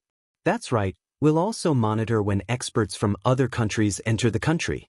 Which do you want me to talk about first? Secret Service or butcher?" Lu Cheng was amused. But both. Yenjika had already let down her hair and removed her glasses. Her eyes were bright and clear. After answering, she suddenly let out an "Aya" and blurted out in relief, "Thank goodness we drew the curtains." Before she could finish, the girl shut her mouth. Her pretty face was as red as a peach, making Lu Cheng's heart skip a beat. He cleared his mind and answered firmly, "I've seen their surveillance footage. It only covers my activities outside. If Smith dares to peep, I'll let him know what it means to lose his memory from a beating." Seeing that Yenjika didn't want to talk about this topic, Lu Cheng changed the topic and described the general situation. "Although Joseph is similar to an inhuman, I've improved recently. Moreover, it was a surprise attack, so subduing him was a sure thing. What I'm most worried about is actually the problem of cleaning up. I'm afraid that exposing my identity will bring you trouble. This is also why I didn't want to do it at first. However, with Smith around, it won't be a problem. As for Uncle Cole, he will definitely turn himself in. However, he doesn't know who I am and doesn't know me. Even if the Jaruga sect finds a corresponding superpower user, they won't be able to trace it back to me." Listening to Lu Cheng's tireless narration, she thought of the girls who were harmed by the demon butcher, the pain that Cole and Smith had to endure, and the determination of that father who was willing to pay the price. Yenjika had mixed feelings. Her eyes reddened, filled with resentment and sympathy. Those poor innocent girls. That perverted criminal with no remorse. She suddenly reached out and patted Lu Cheng's shoulder. Biting her lip, she nodded seriously. "Cheng, you've done a great job. One of the main goals of my dream of practicing martial arts is to be a chivalrous and righteous swordsman. You've fulfilled all my expectations in this regard." As she spoke, her voice gradually softened. However, she couldn't help but remind him at the end, "If the bad guy is stronger than you, just leave him alone for now." "I'm not stupid." Lu Cheng laughed. Then, he corrected the girl's perception of him. "Actually, I didn't look for Joseph because I hate evil and want to be a chivalrous person. This is only a small part of the reason." "Then what is it?" Yenjika blinked blankly. She couldn't think of a second reason. Lu Cheng cleared his throat and said smugly, "Joseph's target is Joseph. Joseph's target is a girl with a pure and holy spirit. Although the possibility isn't high, I'm still afraid that he'll set his sights on you one day. Therefore, we have to take precautions and eliminate this hidden danger." He described the Connecticut criminal cleanup plan that he came up with blindly. Yenjika was stunned at first. Then, she gradually calmed down. She pursed her lips and stared at Lu Cheng with rippling eyes. When Lu Cheng finished, she moved her arms and said in amusement, "You're really..." She couldn't come up with a reason. She pretended to be wronged and looked at Lu Cheng with bright eyes. She bit her lower lip and said, "I've been impure for a long time. I've been tainted by you." "Huh, it's normal for married girls to be tainted." Lu Cheng laughed softly. Yenjika narrowed her eyes and picked up her phone. She leaned into her husband's arms and said, "Let me check if there are any reports." 10 seconds later, she saw the news. She acted as a human translator and said, "The butcher that has plagued Connecticut for a decade has finally shown himself. A victim's father is a new superhero. Deliverman. Deliverman. Deliverman." "Ha!" Yenjika burst out laughing and stopped reading. Lu Cheng's mouth twitched. He was very dissatisfied with his superhero nickname. Yes, very dissatisfied. It's not cool at all. P.S. There are too many people on the list this week. I can't even get into the top 15. Chapter 505. After laughing for a while, Yenjika raised her head and looked at the dissatisfied Lu Cheng. She deliberately frowned and said, "I remember you said you would be my personal delivery boy. Didn't you say you would only deliver food to me? You liar. As she spoke, the corners of her mouth curled up again, unable to keep a straight face. Lu Qing reached out and held the girl's waist. He cleared his throat and laughed. I didn't deliver takeout to Joseph. Don't tell me I should tell him. Sir, your severe warning has arrived, your Emperor Yen force has arrived, and the DF-21 you ordered has been launched? Cheng, I realize you're getting better at talking. Tell me, did you learn bad things from Talker? Yenjika laughed and leaned comfortably in Lu Cheng's arms. She picked up her phone and read the rest of the news. When the police arrived, the living room of the villa was covered in blood. Joseph's body, she couldn't continue reading. She felt her appetite disappear instantly.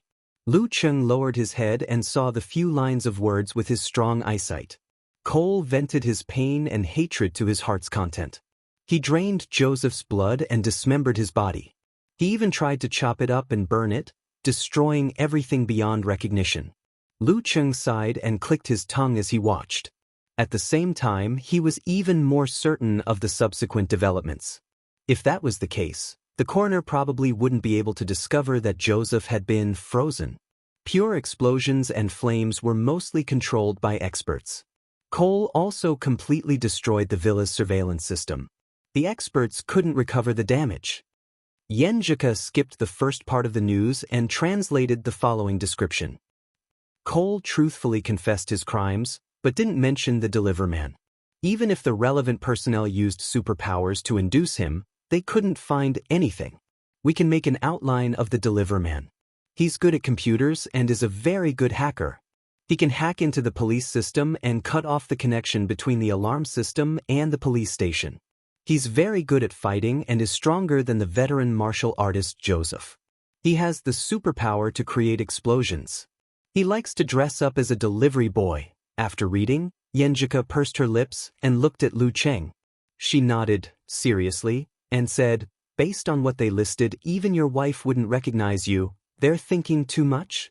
Lu Cheng shook his head, amused. That's for the best. As a person with a big heart, he had already forgotten that unimpressive nickname. At this time, Du Yen finished preparing dinner and urged them to go downstairs. Affected by the news, Yenjika only ate a little, while Lu Cheng ate a lot to make up for his previous consumption. After dinner, the girl turned on her computer and busied herself with reports. Lu Cheng took the menu, lit the table lamp, and sat beside her. Sometimes he would study cooking, sometimes he would look up news, sometimes he would watch videos of the Jaruga sect, and sometimes he would turn his head to admire the girl's soft and beautiful side profile. Your report looks quite complicated. After a few glances, he sighed. Fortunately, there's no rush. I'll hand it in next week. Right now, I'm just doing a simple preliminary research to facilitate tomorrow's group discussion. Yenjika tucked her hair behind her ear, picked up the cup, and took a sip. She unlocked the screen of her phone and looked at the discussions in several groups. She blurted out, the girl who fainted just now is Huang Shiwen. Huang Shiwen? How come she fainted? Lu Cheng had heard of this name before. He knew that she was a classmate of his little fairy and was in the same training program. She was good at socializing and often invited his wife to parties, which annoyed her since she didn't like such occasions. She turned from tactful evasions to outright rejections. Yenjika looked at her husband suspiciously. Seeing that he was sincere and didn't seem to be faking it, she shook her head and answered, I don't know. Maybe it's because she has to play and study at the same time. She often stays up late and her health is deteriorating. Huang Shiwen fainted the moment Ching showed up. Could it be that he secretly used a secret technique to help me vent my anger? No, I didn't say anything bad about Huang Shiwen to him. At most, I just complained that he was too warm and friendly. I couldn't stand it. Maybe Huang Shiwen had a guilty conscience and fainted after seeing Cheng? While thinking, Yenjika made a guess and felt inexplicably good. This is good. I didn't cause any trouble and I feel like I vented my anger.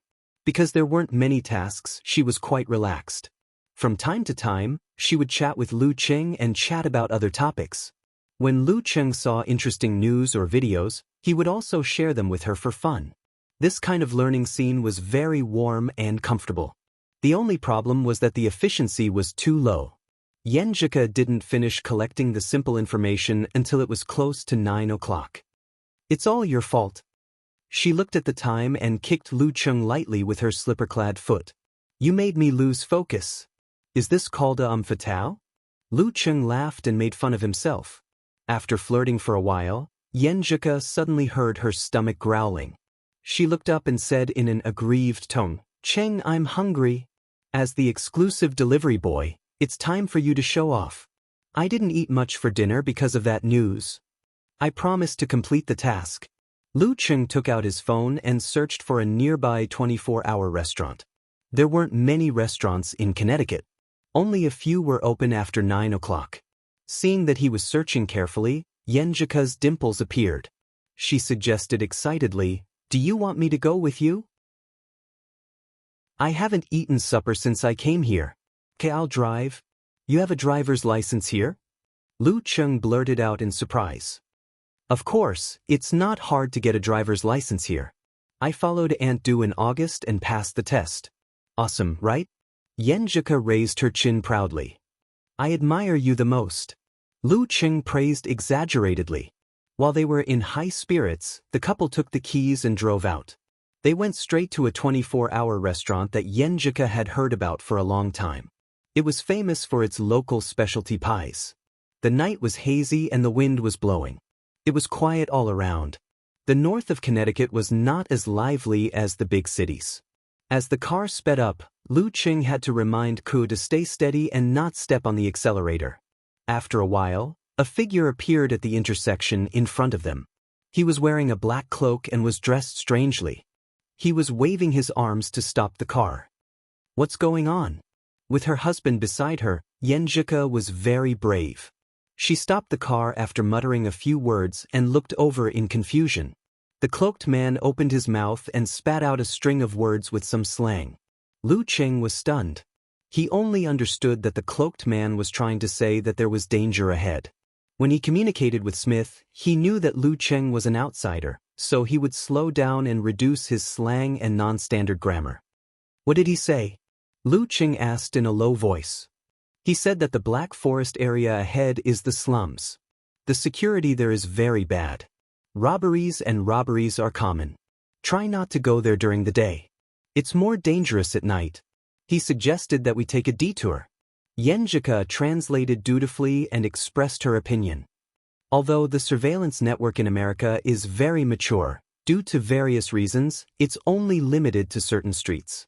For example, in the lower levels of the city, most of the devices are broken, and most of them are in disrepair.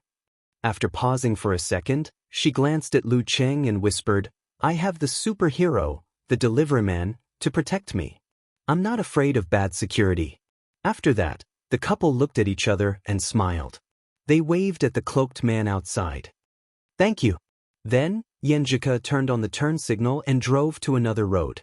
I can't let their good intentions go to waste. The cloaked man nodded in satisfaction as he watched them drive away. He felt a sense of accomplishment. Oh yeah, why is he waiting there to remind people? Lu Cheng muttered after a few seconds. Yenjika said with a smile, he said that he was a superhero. Although he was not strong and was not recognized by everyone, he always wanted to do something good within his power. Seeing that many people unknowingly entered the Black Forest area at night and suffered losses and even injuries, he stopped cars here every day to remind them. Lu Cheng was touched by her words. He sighed with peace of mind. I think this superhero culture in the United States is quite interesting. Every country has its own unique characteristics. Yenjika nodded in agreement. Then, she frowned in confusion. But he's wearing a black cloak to stop cars. Other than people like us, who would dare to stop at night? No wonder he said it wasn't effective. That makes sense. Lu Cheng was stunned. Yenjika left in high spirits and returned home when it was 9:40 p.m. After a hearty meal, Yenjika returned home. Shower and sleep. The girl rested for a while, grabbed her pajamas and change of clothes, and walked to the door. Before she left, she looked back at Lu Cheng warily.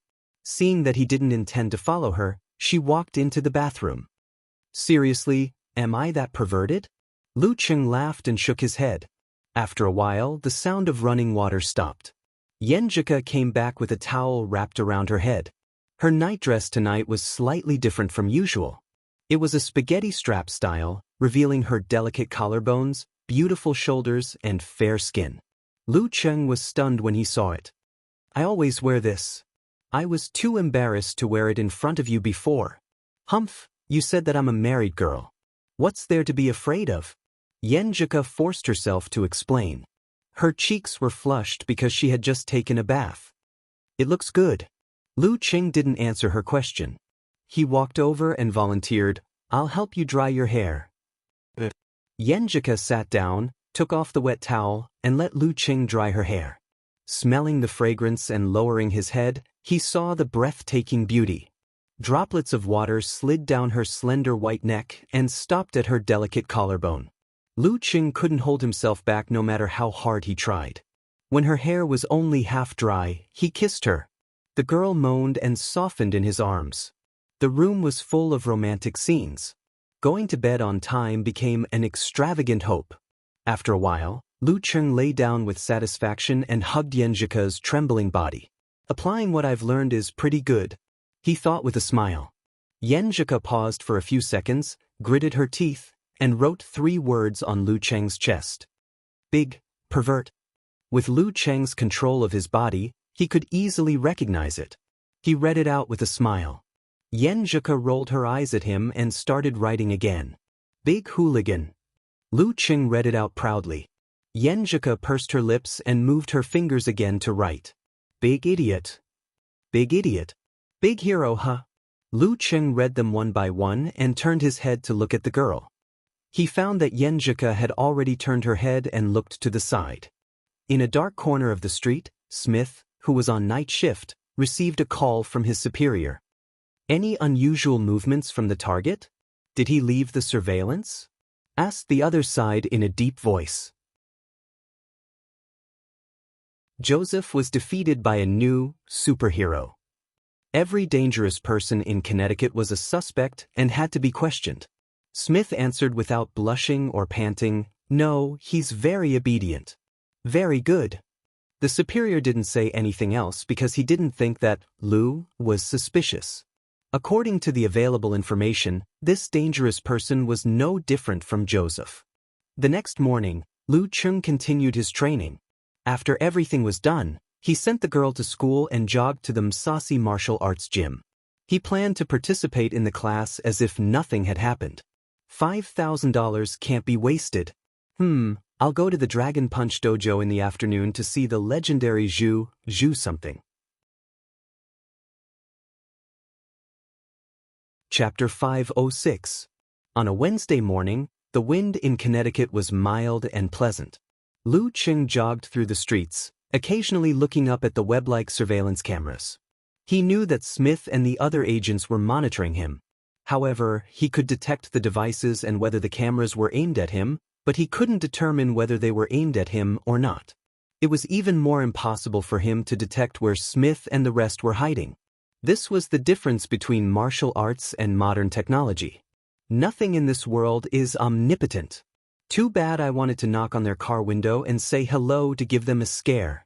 Lu Cheng couldn't help but think mischievously. On the next street, Smith, who had changed his car, was drinking coffee and munching on a burger. Beside him, his subordinate was focused on the surveillance screen. After watching for a while, a young man with thin, blonde hair smiled casually. Boss, the target looked at the famous criminals and cases in Connecticut yesterday afternoon. The butcher was taken down in the afternoon. If you hadn't been keeping an eye on him, I would have suspected that he was the deliveryman. He went to challenge Joseph and let Cole take advantage of him. He had wanted to imitate Smith's use of cut and spar, but he couldn't remember the weird pronunciation. Smith calmly finished the rest of his coffee and replied with a smile. From the data of the target in the past month, he might be able to defeat Joseph, but he won't be able to subdue him. He won't even be able to cause significant damage to him. I think so too. The young man stroked his thin hair and muttered casually, I heard that there's a powerful hair tonic in China. Smith took the opportunity to change the topic. He didn't look guilty at all. He had hacked into a company last night and optimized the search results. When searching for information about the victim, Sunny, her boyfriend, was placed at the very end of the search results. The corresponding photo was also altered and deleted. It had been 5 years, and most people's memories of this had faded. It was difficult for them to remember such an insignificant figure in the case. As long as the relationship between Smith and Sunny wasn't discovered, there wouldn't be any problems. The things I've worked hard to learn over the past 5 years have finally come in handy. Smith crumpled the food packaging into a ball, rolled down the car window, and threw it from afar, accurately sending it into the trash can. The entire process was escorted by a thread. The moment Lu Cheng stepped into the Msasi martial arts gym, he could feel a stifling atmosphere. The instructors and students walking in and out of the gym either kept a straight face, remained silent, or whispered in each other's ears. After a few steps, just as he was about to turn the corner, he suddenly saw Olsen, the 2-meter-tall giant that he had met the day before. Olsen was approaching him. His skin was so dark that it was shiny. His scalp was smooth without any hair. His expression was solemn and dignified. "Hey, little boy, I heard that your fighting skills are pretty good?" Olsen suddenly opened his mouth, revealing 2 rows of white teeth. His smile was not forced at all. Before Lu Cheng could answer, another coach passed by. Olsen instantly shut his mouth and put on a solemn and sorrowful expression. "That's the legendary face-changing special skill. Looks like I'm not on good terms with Joseph." Lu Cheng shook his head in amusement as he watched Olsen brush past him. He picked up his phone and shared the news with Ku. Immediately after, he turned into the exclusive training ground and saw the red-eyed girl, Hathaway, and the other students. There was no doubt that Cole had not come. After the few of them greeted each other, a Caucasian student rushed over. He asked in shock and doubt, "What happened? Why is there a demonstration outside and blocking the main entrance?" "Jack, didn't you watch the news?" Hathaway blurted out in shock. "So, did I miss something?" Jack spread his hands blankly. "I was at a party last night and partied till midnight. I came here after waking up. Mr. Joseph, no, Johnny Joseph has been proven to be the butcher. He died because of Cole's revenge." Another male student explained quickly. Lu Cheng almost didn't understand. Luckily, he could guess what the other person was trying to say. That was why he could barely make sense of it.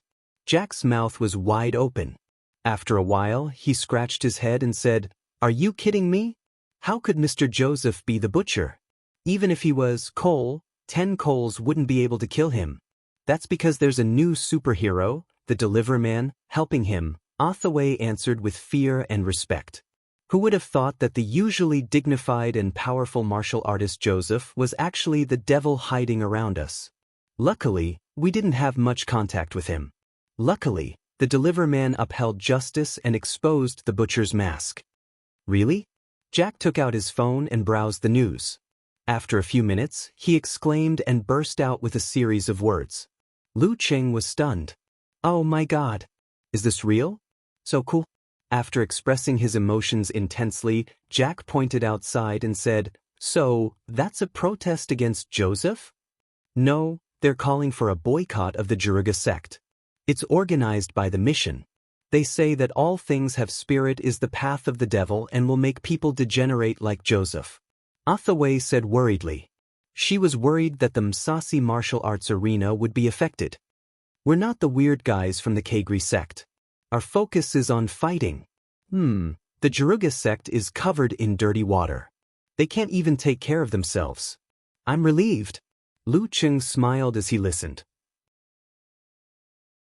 "The conflict between the mission sect and the nature sect runs deep.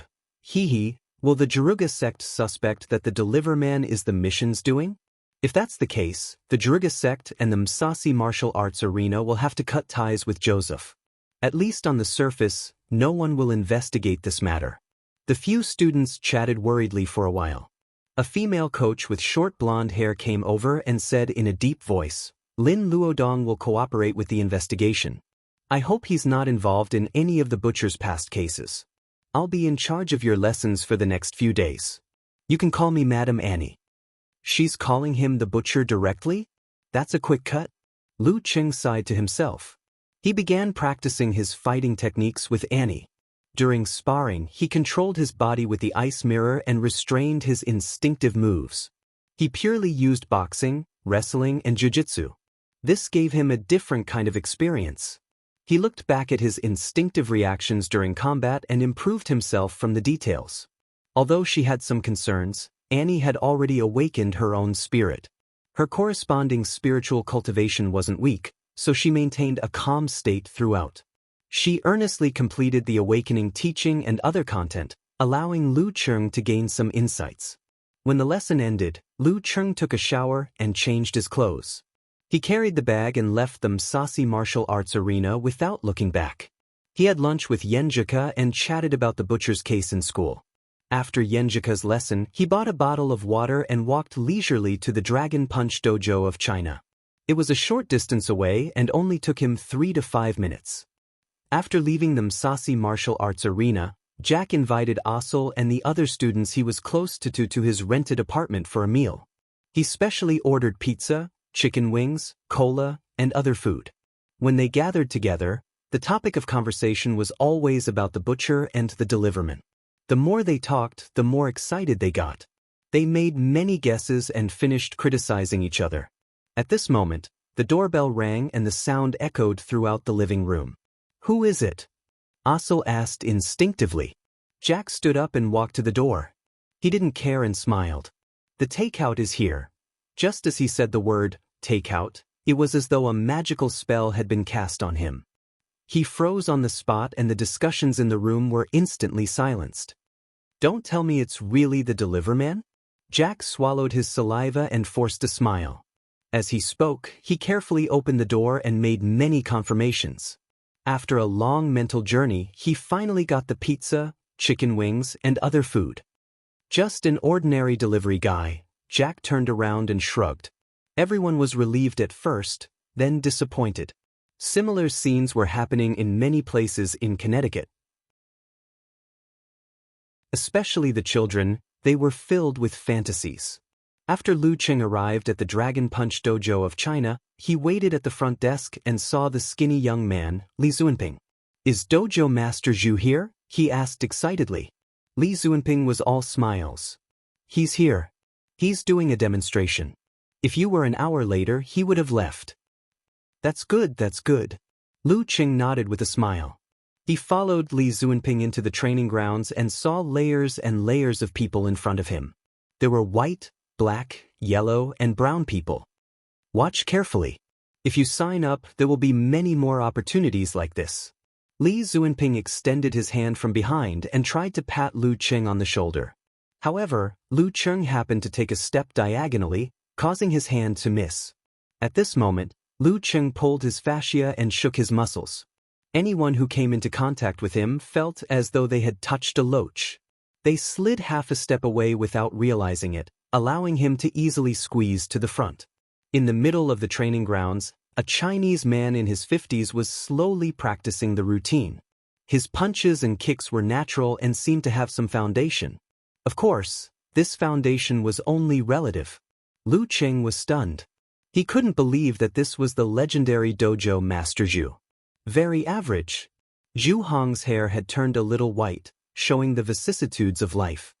He was quite good-looking and had the temperament of a grandmaster. After practicing for a while, he settled his feet and got into a stance. 6 students came out to push him. Before Lu Cheng could react, 4 muscular men had already entered the training grounds. There were white and black people. Then, 2 excited students joined the team. They lined up in a row as though they were participating in a tug-of-war competition. The latter pushed the former, and in the end, they pushed Zhu Hong's palms. Yaya.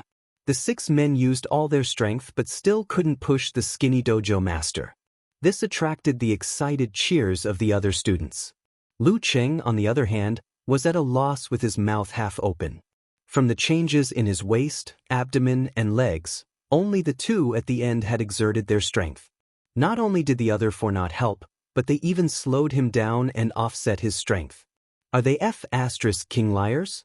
The corner of Lu Cheng's mouth twitched. Chapter 507. After watching for a while, Lu Cheng was both annoyed and amused. He wasn't in the mood to waste any more time. If one were to say that Gym Master Zhu was a complete liar, that wouldn't be the case. He obviously had a decent foundation in martial arts. Back in the day, he was probably only a piece of paper away from the Danchi realm. However, due to his advancing age, he no longer had any hope of making a breakthrough. Although the dragon fist he created couldn't be said to be stunning, it was still a combination of techniques from several countries. It was simple and powerful, and was suitable for beginners. Given his situation, it wouldn't be difficult for him to set up a martial arts dojo in Chinatown near Connecticut University to earn some retirement money. However, if he wanted to make a name for himself, set up a signboard, set up a chain, and earn a huge sum of money, that would be beyond his reach. He could only rely on trickery to make up for his lack of martial arts. He could only rely on exaggerated performances to win over those who shared the same roots or the local masses, who yearned for the mysterious martial arts of China. From a practical point of view, Dojo Master Zhu was a great success, gaining both fame and fortune. On one hand, it was because he was very rational and clear-headed. He never had any conflicts with the local tyrants like the Jaruga sect, nor did he try to snatch their resources. He only took in those who were eliminated. On the other hand, normal challengers couldn't do anything to him. Moreover, there were also strong and sturdy disciples who had received the true teachings to take care of him. On the other hand, whether one could master martial arts or not depended on one's master. Even if a student failed, there would be plenty of reasons to explain it. No one would find fault because of this. Just like the Musashi Martial Arts Gym, there were also a large number of failures.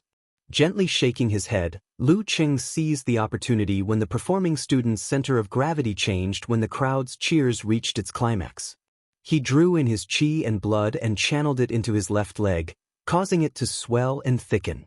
Lu Cheng stomped on the ground and flipped forward. Suddenly, the arena shook and trembled. The tall white man standing in front of Zhu Hong lost his balance and fell, leaning towards Dojo Master Zhu like Mount Tai.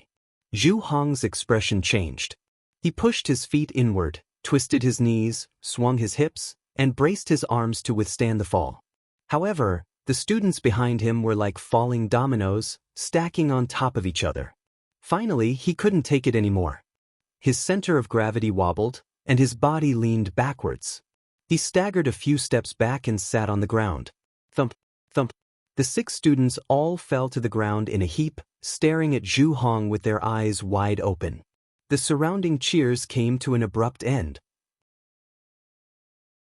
Everyone looked at each other with a blank expression on their faces. What was going on? This is probably what they call a performance accident. Lu Cheng chuckled mischievously. While the crowd was panicking, confused, and focused on the interior of the venue, he picked up his phone, took a picture, and retreated. He squeezed out of the human wall, straightened his clothes, and slowly walked away. After a few seconds, everyone came back to their senses. The 2 Caucasian men in the crowd looked at each other in confusion. "George, let's go back to class." The brown-haired young man with a few freckles on his face glanced at Zhu Hong, who hurriedly stood up and said disappointedly. The shaking of the field and the fall of the students were very close together. In hindsight, it was easy to confuse the cause and effect and think that the latter was the cause of the former. The blond youth with thick arms and a clear devil tattoo sighed and answered, "That's right." Sigh, even in Cathay, there aren't many people as powerful as Peng Helu. Not to mention those who were willing to come to a foreign land. After leaving the Dragon Punch dojo, Lu Cheng strolled around the nearby streets aimlessly. He shared the incident with Yen Jika along with the picture. Poor Dojo Master Zhu. He must be drawing circles and asking who I offended. He will most likely suspect that it's an old enemy or a competitor from the dojo. He definitely won't think that it's some guy who has nothing better to do, said Yen Jika. It's hard to say if he'll realize that someone is messing with him. Maybe he'll think that it's a performance accident. Lu Cheng put quotation marks around the word performance. I'm thinking, if that so-and-so knew that someone's true motive was to prevent trouble before it happened, and that it wasn't too far away, what kind of expression would he have? At that moment, The conversation between Lu Cheng and Joseph appeared in Yenjika's mind. This time, Lu Cheng didn't say that he had nothing better to do. Instead, he answered frankly, "For my wife's safety, I have to get rid of the hidden danger in advance." What kind of reaction would Joseph have then? If it were me, I'd definitely ask, "Who's your wife?" and get a weird answer of, "You don't know her." After a series of weird conversations like, "Do I have anything to do with her?" and "I don't think so," he'd feel extreme absurdity and endless anger. It should be the expression of someone who died with their eyes wide open. "Sinister smile expression," replied Lu Cheng. Yenjika forced herself to turn her attention back to the classroom. "Rest in peace, Mr. Joseph. It's my fault for coming to Connecticut to study." After this conversation, Lu Cheng thought of his Connecticut criminal cleanup plan again. Hence, he leisurely started to filter out possible targets. Nightmare was stronger than Joseph. He hadn't locked onto a suspect of any value. He couldn't even find out who he was, let alone pay him a visit. Furthermore, his crime area was only in the slums, so he could effectively avoid him. The others were either people that Aunt Du could handle, or they wouldn't involve Ku at all. There were only two that could pose a threat. One was Mizuski, of Polish descent. His skills were only passable. He was the boss of a mafia in Connecticut. He was involved in arms smuggling and large-scale drug trafficking. He worshipped spirit cultivation and liked to use drugs to control girls, lure the innocent, and hold wild parties. In some situations, strength couldn't prevent everything. Mizuski had been caught a few times, but he had taken precautions in advance. He had his capable subordinates take the blame and go to jail. He was still at large. One of them was called Pavel. He was a member of the church and a grandmaster of martial arts. Due to the fact that he had violated young children and young girls, his current whereabouts were unknown. There were rumors that he was hiding in the famous Holy Top Church in Connecticut. However, in the absence of evidence, no one dared to search for him, even superheroes. Thinking of this, Lu Cheng turned on his phone and sent an email to an inconspicuous mailbox. He asked Smith to provide more information for his reference. If there was a good opportunity and there weren't any consequences, he could try. If not, he wouldn't think about it for now. The butcher incident was at the cusp of a storm. It was better to avoid it for a while. Smith opened the door and got out of the car. He stretched his limbs and walked to the cafe. Just then he received a notification. He took out his phone and logged into an email that didn't belong to him. He saw Lu Cheng's email. After browsing through it, he covered his face with his hands. Is there an end to this? However, if this happened a few more times, everyone's attention would be diverted from the butcher case to the follow-up. That would completely bury the possibility of me being related to the deliverman. But I can't do too much, or I'll be exposed sooner or later. P.S. I'm stuck at the end of this chapter. I didn't finish it for a long time. Seeing that there wasn't enough time, I wrote down the parts one thought of. That's why the word count is lower. I can't postpone it to tonight.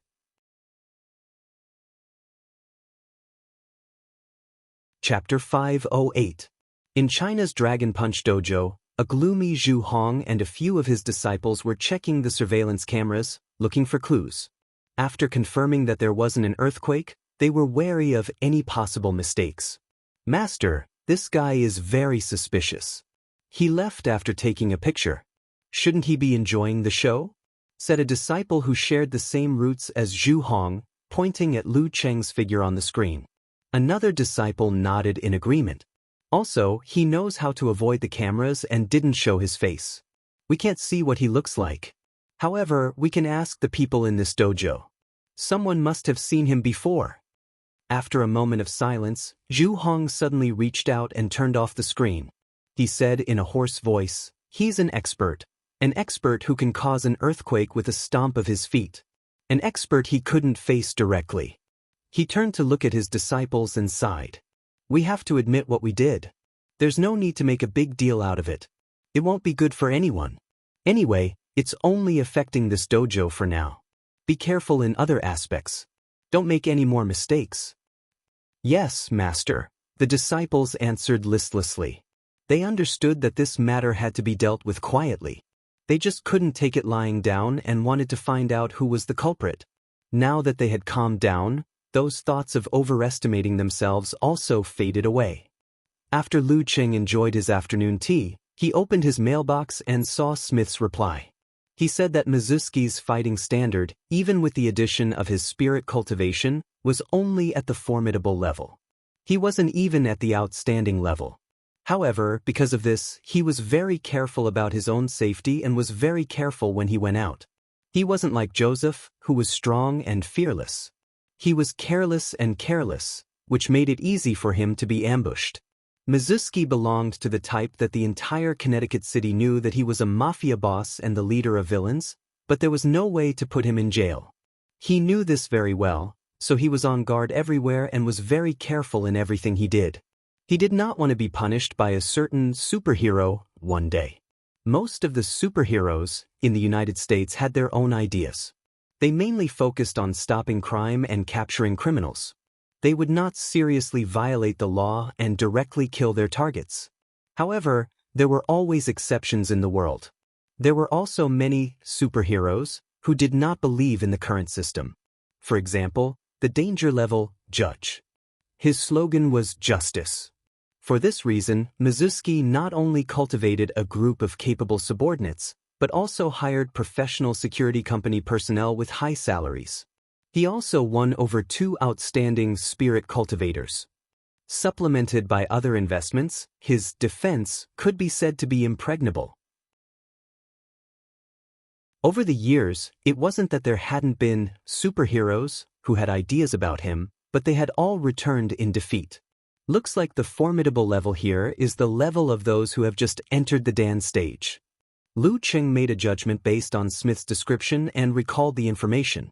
According to Smith, with his strength, if he was willing to pay the price and ignore everything, there was still hope for him to kill Mizuki under heavy protection.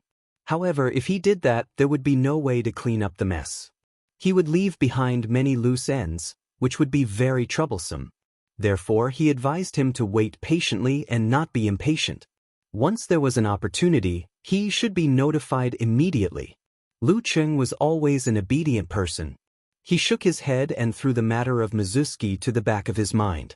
He started reading about Bishop Pavel. Smith was sure that Pavel was hiding in the Holy Top Church. However, that was the center of Catholicism in Connecticut. With Archbishop Kontsev in charge, it was impossible to sneak in. Kontsev, a formidable mighty one, was equivalent to a physical invulnerability expert. Connecticut was one of the few big cities in the United States. It was the financial center, so there was no shortage of physical invulnerability experts. Other than Kontsev, there was also Grand Elder Stephen of the Jaruga sect, Grand Teacher Cisco of Kagri, a spirit cultivator society that had split off from the Jaruga sect. There were also 3 participants in the top professional competitions. There was also a formidable one in the government security system. However, the information was confidential and rarely circulated. Due to various reasons, Smith felt that the time wasn't ripe to challenge Pavel. He believed that Pavel wouldn't be able to bear the loneliness and would leave the Holy Top Church sooner or later. Then he would be monitored. A person who had been distorting his desires for years could restrain himself for a short period of time, but not for long. All right. Lu Qing couldn't help but laugh. He reformatted the letters in his mailbox and exited the app. He stopped thinking about Mizuki and Pavel and started searching for terms like spirit cultivator and psychic in high spirits. Yenjika only had 1 class in the afternoon, followed by a group discussion. Lu Qing didn't have to wait long before he received the news of the rendezvous. He hurried over and returned home with the girl. Just as they got out of the car and were about to enter the house, they heard a knocking sound coming from their neighbor's house. Looking over, they saw a middle-aged man with a light yellow beard mowing the lawn with a push weeder. Seeing the couple looking over, he waved and greeted them with a warm smile. Looking back at the messy and long lawn, Yenjika blushed and said, "I forgot to hire someone to mow the lawn for the past 2 weeks. Seeing that it was still early, Lu Qing got an idea and said eagerly, "Why don't I do it?" This was the responsibility of the main labor force in the family. "Sure, I remember there are weeders in the garage." Yenjika was also excited. It felt like a child playing house. Hitting it off, the two entered the garage and found a stack of machines. Then they took out their phones at the same time, lowered their heads and started typing away. After a few seconds, Yenjika stole a glance at Lu Qing and asked curiously, "Qing, what are you looking at?" "I'm searching for tips on weeding in America, guide to lawn repair." Lu Qing showed the screen. "What a coincidence, me too." Yenjika's lips curved into a professional smile. After that, the two burst out laughing. They felt that they were indeed new teenagers who grew up in the age of the internet. Nowadays, it's a habit to ask the internet before doing anything. After some discussion, Lu Qing moved the weeder out of the garage. As he was preparing, he saw Yenjika hiding in the shadows with empty hands. "What are you going to do?" Lu Qing chuckled. Yenjika waved her fist solemnly and said, "I'm going to cheer you on." "You might as well cheer 666. Lu Qing couldn't help but laugh. He retracted his gaze and began to push the weeder to clean the plants that were growing recklessly. At first, he was still a little unfamiliar with it, but after a while, he could hear the force of the weeder. Gradually, it became easier and more experienced to use it. He mowed the lawn neatly. During this process, he exchanged glances with the uncle next door and nodded at him from time to time. They really felt like neighbors. Yenjika, who was in the shade, watched him work with her dimples. Her eyes were gentle. Before 4:30, Lu Qing finished the lawn. Yenjika, who had shouted, "Good luck," to show that she wasn't just a spectator, came over and helped with the follow-up. After busying himself for a while, Lu Qing glanced at his little fairy who had a strand of grass stuck to her face at some point in time. "Why don't we cook tonight? I've already studied the recipe seriously." As he spoke, he reached out and pinched the weed, returning her beautiful face to her fair and clean face. "But I haven't seen the recipe yet." Yenjika blinked. She wanted to try but was also a little nervous. "What are you afraid of? I'll teach you." Lu Qing waved his hand generously and continued, "Besides, you're so smart. It'll be the same if you read it live." "That makes sense." Yenjika was full of confidence in her own intelligence. After informing Aunt Du, the girl took out an apron and put it on Lu Qing before putting it on herself. "What should we do first?" she asked with sparkling eyes. "Stir-fried beef." Lu Qing flipped to the corresponding page of the recipe and placed it on the counter. "Okay." Yenjika opened the fridge and picked up a piece of beef. After looking at it for a while, she said, "This is meat. Empress Dowager said it's most suitable for roasting and frying." "The recipe says tenderloin." Lu Qing tilted his head and glanced at it.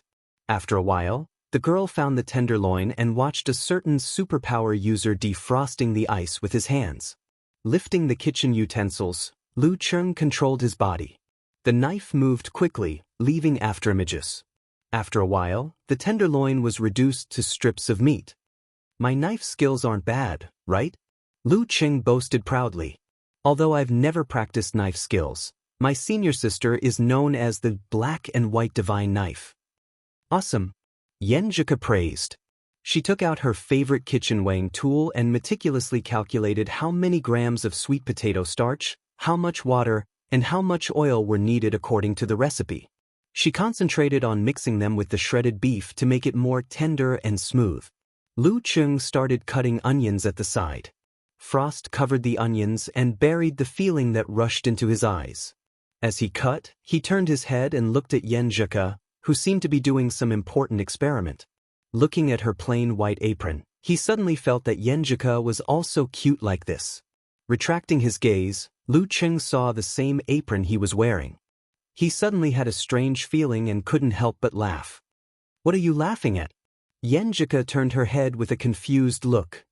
"An hour or two ago, I was thinking about how to get rid of powerful criminals like Mizuski and Pavel. But now I'm busy cleaning the lawn, cutting vegetables, and cooking." Lu Qing described his feelings as he straightened the apron on him. While he was researching the lawnmower, he had already talked to his fairy about Mizuski and Pavel. Yenjika pondered for a few seconds before nodding solemnly. "This is probably called being able to make a living in the hall and enter the kitchen," As she finished speaking, a light smile appeared on her face. In the evening at a small gathering, Huang Shiwen, whose face was still a little pale, sat on the sofa in the corner with a glass of champagne in her hand. "Hey, are you in a bad mood?" A young man with dyed white hair walked over and asked with a smile. He was of mixed blood and had a pair of deep, dark eyes that were extremely charming. "Can you tell?" Huang Shiwen didn't know this man and replied politely. The white-haired young man laughed softly and said, "You are jealous of someone and afraid of someone. Am I right?" "How did you know?" Huang Shiwen blurted out in surprise, full of shock. "Because I'm communicating directly with your heart." The white-haired young man raised his glass and took a sip. He said enigmatically, "Do you need my help to deal with them?" "No, no need." Huang Shiwen shook her head in denial, shocked and scared. "Yanjika probably didn't say anything bad about me, and Lu Qing didn't have any intention of dealing with me. There's no need to create more trouble, okay?" The white-haired young man didn't say anything else and left with a smile. "Laura, what were you guys talking about just now?" The host of the party, Jennifer, came over. "Nothing." Huang Shiwen didn't want to talk about it anymore. Jennifer smiled and said, "He's a powerful spirit cultivator. You can ask him for help if you're in trouble." "Not at the moment." Huang Shiwen denied again. Jennifer nodded and said, "All right, then let's enjoy ourselves to the fullest. Let go of the restraints of life, let go of the outer layer of flesh, and enjoy the party to our heart's content." When it was close to the weekend, Lu Qing suddenly received an email from Smith. "Mizuski will be out for a rave party. There might be a chance."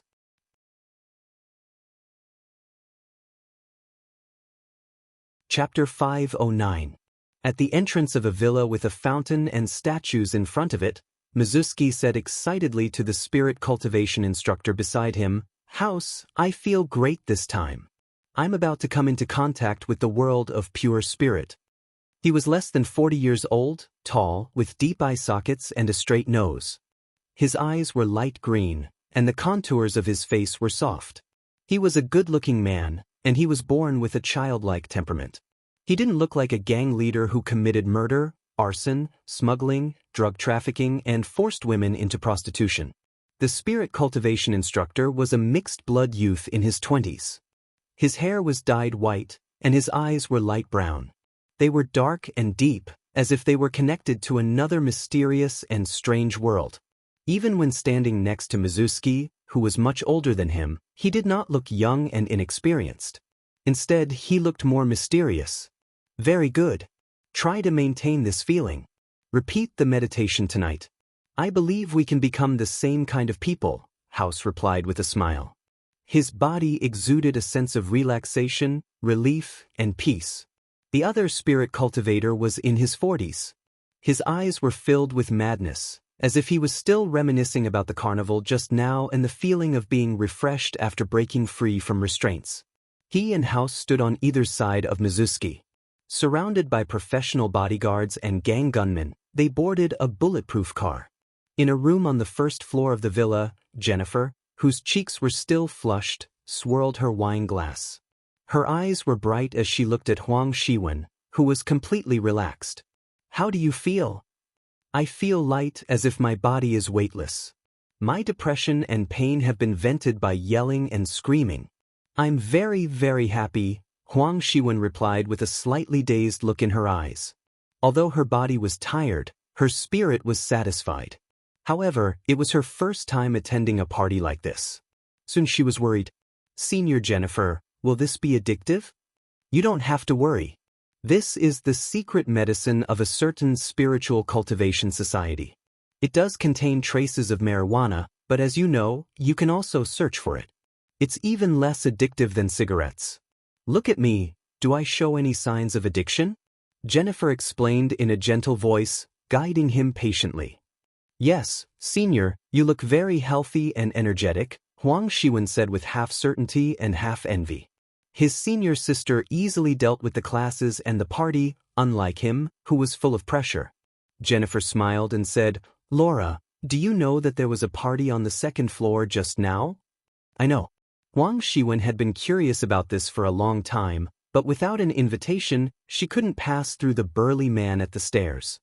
It's a secret party held by the Spirit Cultivators Society. It helps you release your stress and break free from the shackles of the external world and your body. You can truly see your unique self and see your own gem-like soul. Not only will it help you relax and achieve a wonderful peace, it will also allow you to experience extreme happiness. From there, you can break out of your prison and gain the opportunity to communicate with the pure spiritual world, Jennifer described in a dreamy tone. Seeing that Huang Shiwen was still holding back, she changed her words. This is the most popular party in the upper class. There are senators, lawyers, professors, and CEOs of various companies. The spirit cultivator you met earlier is their mentor. He's very powerful, much more powerful than a superpower user. Huang Shiwen's heart skipped a beat when she heard the words, upper-class society, but she still had some doubts about it, so she didn't dare to ask more. At the entrance of the villa, after Mizuki and the two spirit cultivators boarded the bulletproof sedan, the professional bodyguards didn't immediately leave to board the black car behind. Instead, they stood guard by the 4 doors. As the bulletproof sedan started moving slowly, they held onto the door and ran in small steps, maintaining their previous positions. Only when the bulletproof sedan started moving did they retract their arms, turn around, and enter the second car that was moving forward but had its door open. The whole process was very professional. At this moment, a figure jumped out from the shadows outside the villa. He wore a baseball cap that was pressed very low on his head, and a pair of black-rimmed glasses rested on the bridge of his nose, covering half of his face. The exposed part of his face was sparkling, and the color was chaotic. His muscles were tight, and he was unusually thin. In the blink of an eye, Lu Cheng had reached the side of the bulletproof car as if he had shrunk the distance between them. He gathered his chi and blood and exploded them, expanding his right arm. He opened his palm and pressed it hard on the trunk of the car amid the flames. Screech, screech, screech. An ear-piercing screech of friction sounded instantly. The rear wheels of the bulletproof sedan were pressed to the ground. They spun wildly at first, then slowed down rapidly. Golden sparks flew everywhere. Both of Lu Cheng's legs were pressed inward, and his muscles were exaggerated. His entire body strength was twisted into one. Cracks appeared all around him and spread outwards. He pressed the button to stop the car that had already started moving. At this sudden change, the car behind instinctively braked, shaking the bodyguards and preventing them from reaching out their large-caliber pistols from the window. House, who was in the car in front, had already reacted. Dark flames flashed in his eyes, and a distorted shadow appeared in front of him. At this moment, Lu Cheng didn't make any unnecessary movements. He shook his left arm and stretched it out. His 5 fingers expanded, and his small muscles and veins bulged. He grabbed the door of the car's fuel tank with dark red flames in between. With the sound of metal breaking, the small door was forcefully pulled open. Lu Cheng took advantage of the momentum and stepped back, avoiding the shadow that came through the door and the bodyguard's bullets. They steadied themselves, extended their guns from the window, and completed a round of rapid fire. Lu Cheng retreated again and again. During this process, he suddenly swung his right arm forward and shot out a highly condensed and heavy fireball. It accurately ignited the shadow and drilled into the fuel tank. No! Witnessing this scene, Mizuki and the leader of the bodyguards let out earth-shattering screams. Boom! A huge explosion immediately sounded, swallowing all other sounds. A terrifying fireball rose from the inside of the bulletproof car and rolled out, tearing apart the steel plates, shattering the glass, and burning fiercely red. It was magnificent to the extreme, but also terrifying to the extreme. The bodyguards in the car behind were momentarily stunned. Resisting the fear of a second explosion, they quickly got out of the car and split into 2 groups.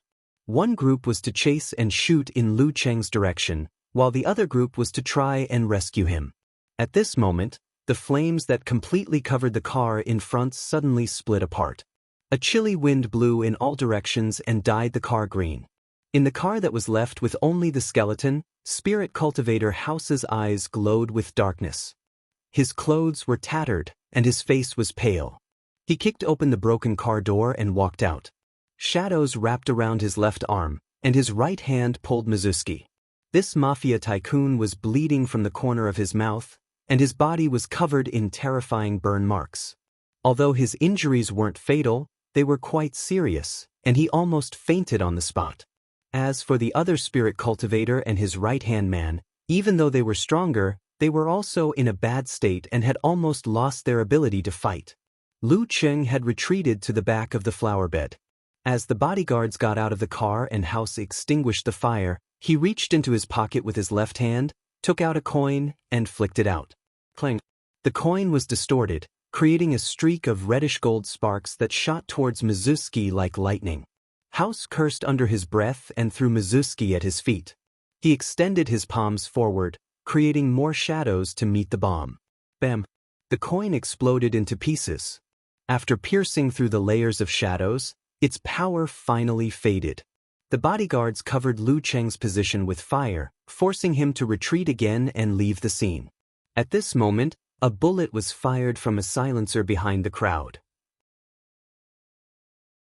It silently entered Mizuski's head, causing his eyes to widen abruptly. His pupils protruded, and he lost control of his bladder. He died with a grievance.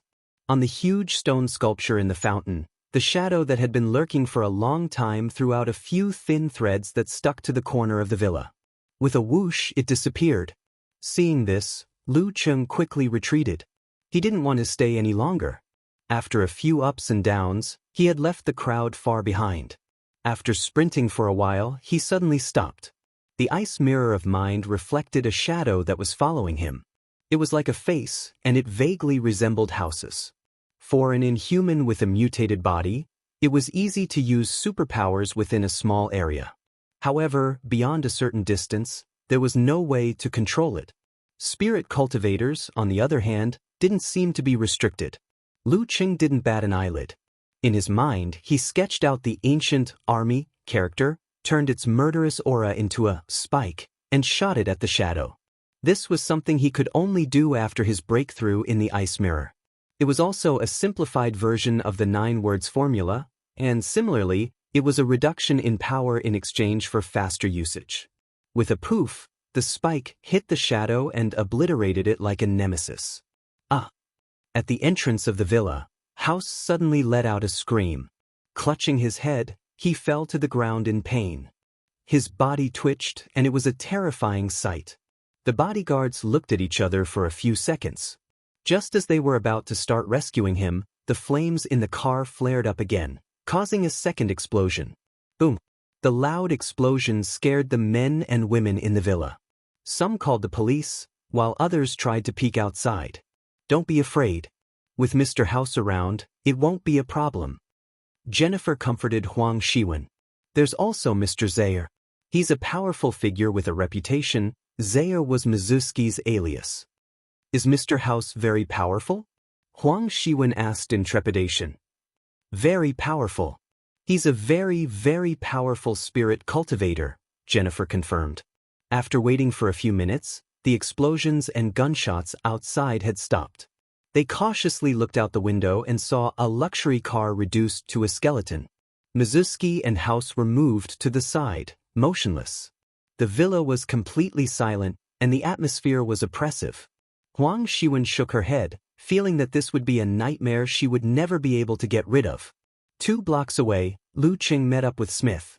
He changed out of his takeout clothes and sneakers, and turned them into ashes.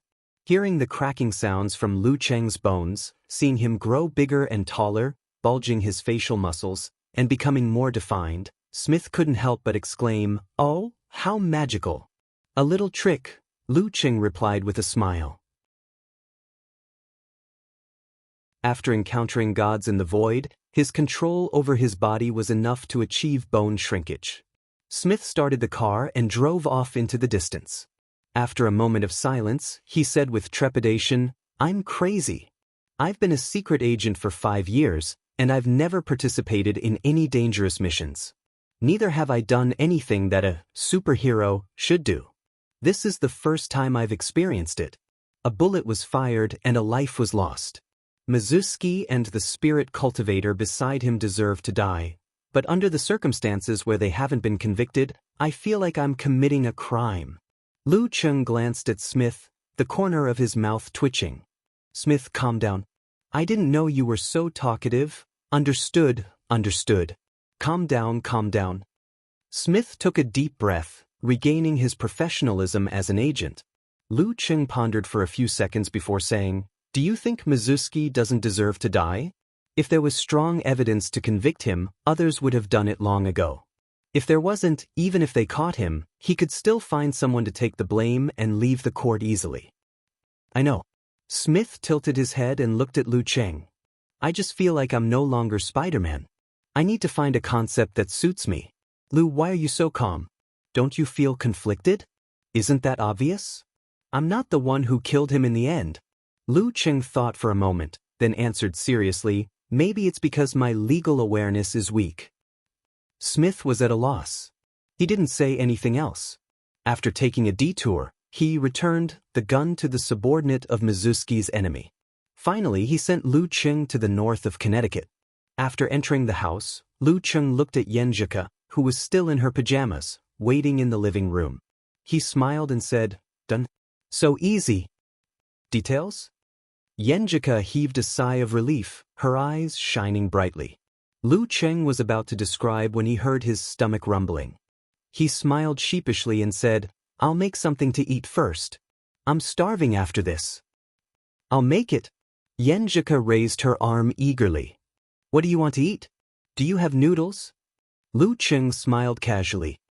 "There's flour. You can make your own noodles." Yenjika jogged into the kitchen and called out to Lu Cheng. She pointed at the flour and said, "I've made it. You need it." "Aren't you going to make it?" Lu Cheng couldn't help but laugh. Yenjika pursed her lips and said innocently, "You have more strength in your hands." "All right." Lu Cheng smiled and put on his apron. When Huang Shiwen and the rest were questioned by the police, he brought a bowl of noodles into the dining room. He watched as Yenjika poured the leftovers that he had heated up earlier into the bowl as toppings. Then she started eating happily. Occasionally, he would tell the girl about what had happened. What a wonderful night.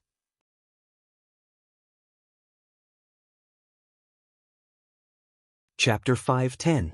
After finishing his noodles and soup, Lu Cheng put down his bowl and chopsticks. He flipped a coin in his left hand and started complaining about Smith in a low voice. "That spider is really something. I just casually mentioned it at the start because I thought it would be too risky to go on my own. But he agreed right away and even tried to perfect the plan in high spirits. I thought he was indeed the head of the Secret Service. His mental fortitude was off the charts and he had seen all kinds of storms. Who knew he would become as listless as a little lamb and kept nagging me that this was against his ideals and that he didn't deserve to be Spider-Man anymore. Why didn't he reject it earlier?" Yenjika rested her chin on one hand and listened quietly. Her black, jewel-like eyes looked at Lu Cheng from head to toe and then fell on his left hand, which was flipping the coins quickly. After a moment of silence, she said in an uncertain tone, "Cheng, you're actually not very calm either, right?" Lu Cheng was stunned and instinctively wanted to deny it. But when he glanced at the flipping coin, it was as if he saw his own heart in the same state. It looked calm and peaceful with only a slight ripple. But in fact, it was tense and surging in the depths. "Yeah, after visiting Joseph, I couldn't help but abuse the mineral water bottle. It turned cold and then hot, then cold and then hot again. I only managed to calm down when I saw Ku. As a law-abiding student for more than 10 or 20 years, he was not like what he had said to Smith just now, that he had a weak awareness of the law and was a natural outlaw. What he longed for was never a life of fear and fear. Although he had experienced killing the 9th pin of the dark sect and improved his adaptability at the edge of life and death, and tempered his state of mind, he was either involved or not involved. Plus, he had his sect to deal with the aftermath, so he didn't have to worry. It was fundamentally different from ambushing the butcher in a foreign country or eliminating Mizuski. In the end, I'm just a fledgling in this aspect. And I don't really like doing things like this." Lu Cheng was stared at by the girl who seemed to be able to see through his soul. His thoughts were in turmoil and finally turned into a sigh. Come here. Let me give you a hug. Okay. Yenjika left her seat and walked to Lu Cheng. She allowed him to stand up and open his arms to hug her tightly. The familiar scent wafted into his nose and lingered in his mind. Her beautiful body was slender and warm. Their breaths seemed to resonate. Lu Cheng's heart slowly calmed down. He watched as the feelings of anxiety, uneasiness, and tension slowly returned to the lake.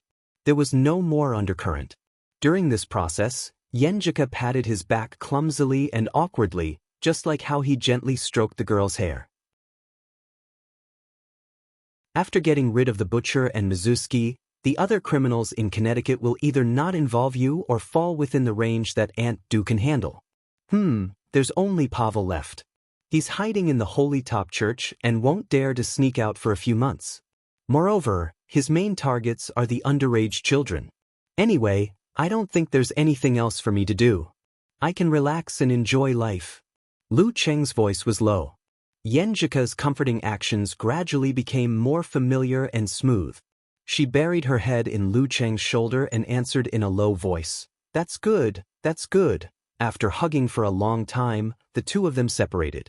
Lu Cheng picked up the bowl and chopsticks and smiled, his body and mind relaxed.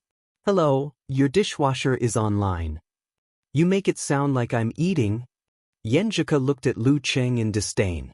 She chuckled and teased. When someone came back, he was so relaxed. He acted as though he had just gone out to buy groceries and that making noodles when he was hungry was more important than superhero matters. In the end, it was all an act. At this point, she turned and smiled. She muttered to herself in a low voice, "Then I'm relieved." After washing the dishes, the couple took separate showers and lay side by side on the bed. With their backs against the pillows, they covered themselves with a thin blanket and scrolled through their phones. Hey, our overseas students group chat is saying that Senior Jennifer is involved in Mizuski's case. Yenjika's crossed legs swayed as she turned her body to the side. There's news already? Lu Cheng hadn't scrolled through the news yet. As for the forums and forums of foreigners and other places, he was still confused and didn't look into it. A classmate's uncle migrated to Connecticut a long time ago to do business. His cousin happened to be working at the police station, Yenjika explained. She moved the phone and herself closer to Lu Cheng to read the follow-up. According to the classmate's description, Jennifer, an active figure at Connecticut University, had been controlled by Mizuski since a long time ago to help him find girls of good quality. The usual method was to invite them to parties, and after they had played together a few times and got familiar with each other, he would lure them to take this secret drug in order to seek higher levels of enjoyment. Then he would slowly increase the dosage until it became an addiction. Finally, he would introduce them to rave parties, where they would indulge their body and mind and fall into depravity. They would become a tool for spirit cultivators or a tool for Mizuski to rope in members of the upper class. When they got bored and didn't have the talent in this area, they would be thrown to the bottom of the class and controlled to make money. In the process, the girls who were seduced would, in turn, become like Jennifer, pulling in more unsuspecting girls, causing the number of victims to snowball. However, not everyone would succumb. It should be said that most of the girls participated a few times, but after realizing that something was wrong, they would rationally refuse and not come again. Of course, there were also poor victims who were forcibly drugged. How can this be? Yenjika was dumbfounded. She was so angry that her voice trembled a little. Unlike the girls Joseph killed, she didn't know and had no relationship with them. This time, many of the victims involved in this case were students from Connecticut University. Yenjika didn't discriminate against the atmosphere of parties in America. She just felt that it was a waste of time and could easily lead to scandals, so she wasn't willing to participate. Who knew that some parties were actually dangerous, like a venomous snake that looked colorful but was actually terrifying? Lu Cheng felt lucky and no longer had any doubts about his previous actions. What's the point of bullying girls? And it was easier to implicate Ku than he expected. It's good that Mizuski died. Those spirit cultivators are also detestable. He only regretted that he didn't have the chance to punish them. Yenjika complained for a while. She was actually a little traumatized by the parties. The police didn't reveal who was involved in the parties out of consideration for the victims. Ching, you did a great job this time. After venting, the girl looked up at her husband with bright eyes. Out of habit, Lu Ching wanted to flirt and ask what the reward was. However, he was still in a state of calmness after the excitement. When he saw Ku's serious expression and bright eyes, he immediately felt that everything had paid off. I like this reward. He chuckled softly. Huh. Yenjika was stunned. She didn't know what her Ching had pulled on again. Since when did I reward him? After calming down, the girl browsed the news again. Finally, she found a few reports in a row. The deliverman reappears. The infamous Mizuski was executed. The deliverman is not a hero of order. Crazy party, deadly party. Yenjika's English reading ability was much better than Lu Cheng's. She browsed quickly and translated. According to the investigation at the scene, the deliverman had the help of powerful companions. This may be the reason why they could kill Mizuski while the other heroes couldn't. The surveillance equipment at the scene was damaged and couldn't record the key parts. However, we were able to extract the footage and directly see the deliverman. He is less than 1.7 meters tall and dressed like a typical delivery boy. He wore a baseball cap and very large black-rimmed glasses. His skin color was indistinguishable. He was the type with thin cheeks. He was good at making explosions. His hands were covered in flames, so no fingerprints were left. This basically matches the description in Cole's brief statement. Basically matches? Yenjika laughed and turned to look at Lu Cheng. Her Cheng was already 1.78 meters tall after his second puberty. He wasn't handsome, but he was a good young man with defined lines, full muscles, and a masculine face. If they are really the same, then I'll have a headache. Lu Cheng laughed. He deeply felt that the bone-shrinking skill was very useful. After chatting for a while, Yenjika translated the comments under the news. The American public was roughly divided into two camps. A group of people believed that the deliverman was not a superhero but an evil person. If he could kill the infamous Mizuski today without any evidence, he could kill someone else tomorrow based on his own judgment. Perhaps he could kill someone else tomorrow based on his own judgment. This was a factor that caused social unrest. They wanted to catch the deliverman as soon as possible. The other camp believed that the American system was corrupt and hopeless. The judiciary had become a toy for the rich and powerful and could no longer uphold justice. At this time, it required a brave knight to judge and punish the bad guys. They claimed that the deliverman was their idol and a true knight. After translating the most popular comments, Yenjika chuckled and said, I don't know about other things, but I'm sure those rebellious youths in America worship you. It doesn't feel right that everyone is wearing black-rimmed glasses to imitate me. Lu Cheng's imagination ran wild.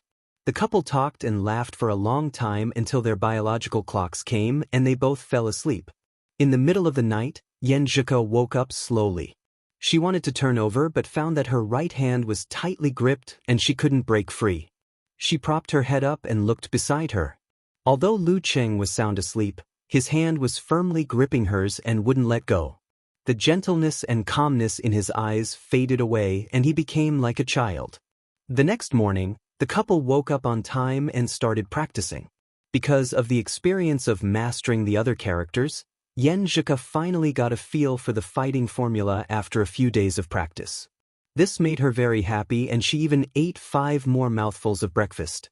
After they parted ways outside the campus, Lu Cheng jogged to the Musashi martial arts gym. Along the way, he saw many imitators wearing baseball caps and black-rimmed glasses. He could only twitch his mouth in response. In the following week, Lu Cheng was well-behaved because Pavel never left the holy top church. He even didn't find an opportunity to challenge the Grandmaster of Martial Arts of the Jiruga sect as planned to avoid the limelight. In the blink of an eye, it was almost the end of the month. It was time for Lu Cheng to return. In the lobby of Orion Airport, Smith heaved a long sigh of relief when he saw the reluctant couple through the surveillance camera. During this period of time, he had come to realize that he had deviated from the path of Spider-Man ever since he couldn't get a search warrant for Joseph. That was why he agreed to Lou's suggestion of working together to eliminate Mizuki. However, Lou was a dangerous person. If he stayed in Connecticut all the time, it was easy for him to cause trouble, which would exhaust him to deal with the aftermath. Phew, thank God he's finally leaving. Smith made a cross piously.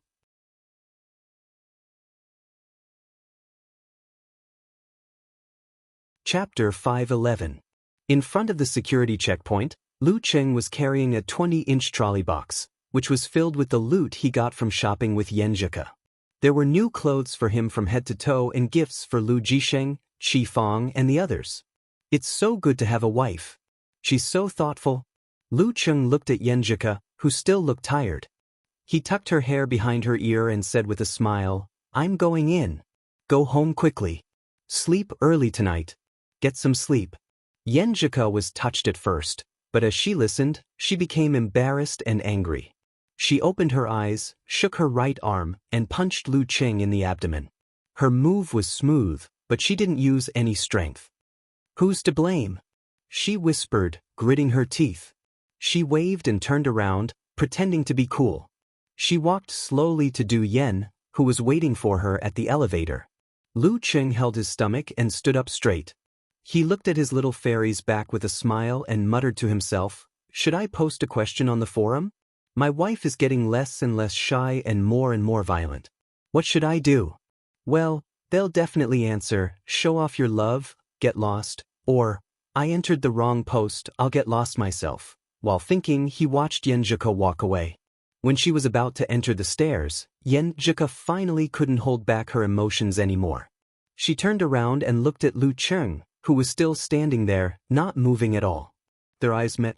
She couldn't help but curse under her breath, "Idiot," because they wouldn't be apart for too long this time, as they would come again next month, and because they already had experience, the two of them weren't as reluctant to part as before.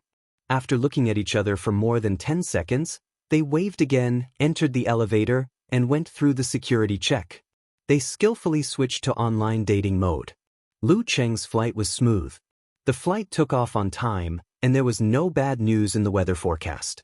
Smith resisted the urge to wave his fist and celebrate. He rearranged the surveillance reports during this period, threw out a spider thread, and rushed into the director's office. It was as if he was running to freedom. Thank God, amen. In a spacious and clean hospital with few patients, a brown-haired middle-aged man with a stiff face and missing an arm looked through the window at the unconscious house in the intensive care unit. He said to the person beside him, "He's close to brain death." "I know," the black-robed man with green eyes answered calmly. It was hard to tell how old he was. His appearance was ordinary, but he had the temperament of a scholar. There was also an illusory sense of mystery that did not belong to the real world, making people admire him and willing to listen to his every word. "Lucas, I have a suggestion. Let me take him away. You should know that we have the artificial weapons project that will allow House to live in another way," the one-armed man said solemnly. Lucas, who looked like a mysterious scholar, was silent for a moment before he nodded indiscernibly. "I have no objections." The one-armed man heaved a sigh of relief and asked, "Haven't you found any useful clues about the Deliverman?" "No, psychic is not omnipotent. In the absence of a direction, even a great teacher can't do anything," Lucas replied slowly, "but as long as he appears a few more times, we will definitely be able to catch him. Wherever he goes, there will be traces left behind. The only difference is how many traces there are. Once we accumulate enough traces, things will be simple." "May God bless you," the one-armed man said out of habit. But as soon as he finished speaking, he felt that it was inappropriate. God would not bless this group of evil spirit cultivators. It was more likely that he would send down holy light to purify them. Lucas had obviously thought of this as well. He smiled mockingly, took one last look at House in the ICU, and turned to leave. "Lucas, there's one more thing. You have to complete the dissection as soon as possible and throw out a few people to calm the public opinion." The one-armed man raised his voice and reminded him, "We're doing it now." Lucas turned around and smiled. Gore, when this is over, I'll invite you to my private island for a vacation. My pleasure. The one-armed man imagined the scene on the island and felt a burning sensation in his lower abdomen. When Lu Qing flew to Songqing, it was the eve of the 11th. The members of the martial arts club would have a 3-day holiday. He planned to go back to Xioshan on the 2nd of October to help his parents move and send gifts to each of them. After half a year of drying the new house, they could finally move in. As soon as he entered the dormitory, Lu Cheng saw Zhao Chang, Zhang Jingye, and Qiu Zhigao returning from self-study. Hey, you're early. Hey, you're back. Both parties greeted each other in surprise. At this time, Zhao Chang smiled a little embarrassedly. Cheng, let's have dinner together tonight. It's my treat. Your treat? Lu Qing sized up the head of the dormitory, Comrade Chang. He wore a pair of black-rimmed glasses and combed his hair neatly. Although he looked old, he had a sense of maturity. As expected of a scholar, Cheng, you've been living a simple life. You don't even know the Han dynasty, let alone the Wei and Jin dynasties. Kai Zongming came over from the dormitory next door and dropped a line. After all, he was admitted to Songqing University with his own ability. What's going on? Lu Qing was curious. Qiu Zhigao explained enviously, Chang has a girlfriend. He has to treat. Girlfriend? The one from Songqing Normal University? Lu Qing asked. That was Zhao Chang's high school classmate. Zhao Chang nodded happily and shyly. Didn't you say that there was an elder who taught you to study more when you're young and not to waste time on love? Lu Qing teased him with amusement. People still have to consider the course of history in this life. Zhao Chang sighed with satisfaction. Speak human language. Lu Qing interrupted his explanation. Zhao Chang scratched his head helplessly. I just can't help it. I like her. What can I do? I think you're pretty good at taking action. Lu Qing praised from the bottom of his heart. It's okay. It's mainly because she likes me too. Zhao Chang beamed with joy. Classmate Little Ming said disdainfully, they talk every day. You go to my school and I go to yours on weekends. They'll either be lovers or enemies. Friendship between classmates? Who are you kidding? Didn't I say before that Chang will be B? He made a gesture of holding his hand in the palm of his hand. Zhao Chang could only smile awkwardly. After a burst of laughter, Lu Qing asked casually, where are we going for dinner tonight? Let's go to Songqing Normal University. They're on the old campus. There's a street full of delicious food next to them, Zhao Chang suggested. Songqing Normal University was originally called Songqing Normal University. Later, because of a dog called Chow Chow, people automatically changed it. The old campus of Songqing Normal University is a bit far. Kai Zongming said hesitantly. Hey Casanova, that's not like you. Lu Qing was stunned and joked. Why not? Kai Zongming glanced at his best friend. If it were you in the past, you would definitely say that Songqing Normal University is a good place. There are so many beautiful women. As a married man, although you won't fool around, you can feast your eyes and be happy. How could you say it's far away? Lu Qing mocked talker, without holding back. Kai Zongming was stunned for a moment, then sighed deeply. Things are different now. Look, I have special training in the morning and homework in the afternoon and at night. I'm not like you, who have the protection of the academy and school, so I'm not afraid of exams. The rest of my time is only enough to chat with my Fang Yuan. I have to make use of every opportunity to play games. How can I be in the mood to look at beautiful women? My current state is the standard of a dead heart, dumbfounded. I'm happy to hear you say that. Lu Qing patted Little Ming's shoulder. Kai Zongming curled his lips and said, I was going to advise you not to live like a monk when your girlfriend isn't around. How good would it be to be a little more sunny? But now I understand that it's so King tiring. How can I be in the mood and energy? After a short rest, the 5 of them set off. On the way, they talked about how they started. Zhao Chang was a natural success, and both of them had a good impression of each other at about the same time. Zhang Jingye was the one who chased after girls. During that time, He was often invited by Wu Qian to go on a trip. As for the Casanova, time revealed a person's heart. After understanding his feelings, it didn't take much effort for him to be together with Fang Yuan. It seems that I'm the only one who really got her.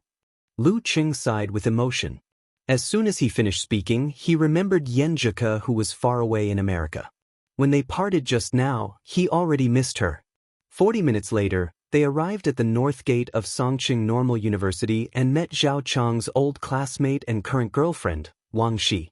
She was about 1.6 meters tall with fair skin. You know my roommate's, Lu Qing. He has to wear glasses when he goes out now. Otherwise, he'll block the traffic. Zhao Chang introduced his roommates to his girlfriend. Hello, there are 2 girls in our dorm who are your fans. Wang Shi greeted politely. I can only say thank you. Lu Qing replied with a smile. Kai Zhongming, I've told you before, talker, the guy who only has one mouth left. Zhang Jingye, model worker, and old Qiu, the only single dog left in our small dormitory. You have to introduce them to him. Zhao Chang proudly said one by one. While chatting casually, they entered the food street near the north gate and found a famous barbecue restaurant. While waiting, Lu Qing talked about the local customs of America. Everyone listened with great interest. They were interested in the social phenomenon of superheroes. At this moment, his phone suddenly rang. It was an unknown number. Who is it? Lu Qing suspected that it was a scam or a sales call, but he still chose to answer in case he missed something important. As soon as the call connected, a magnetic voice came from the other side. Lu Qing? Yes, you are? Lu Qing asked in confusion. The other side didn't hesitate and answered naturally, I'm Chen Qitao.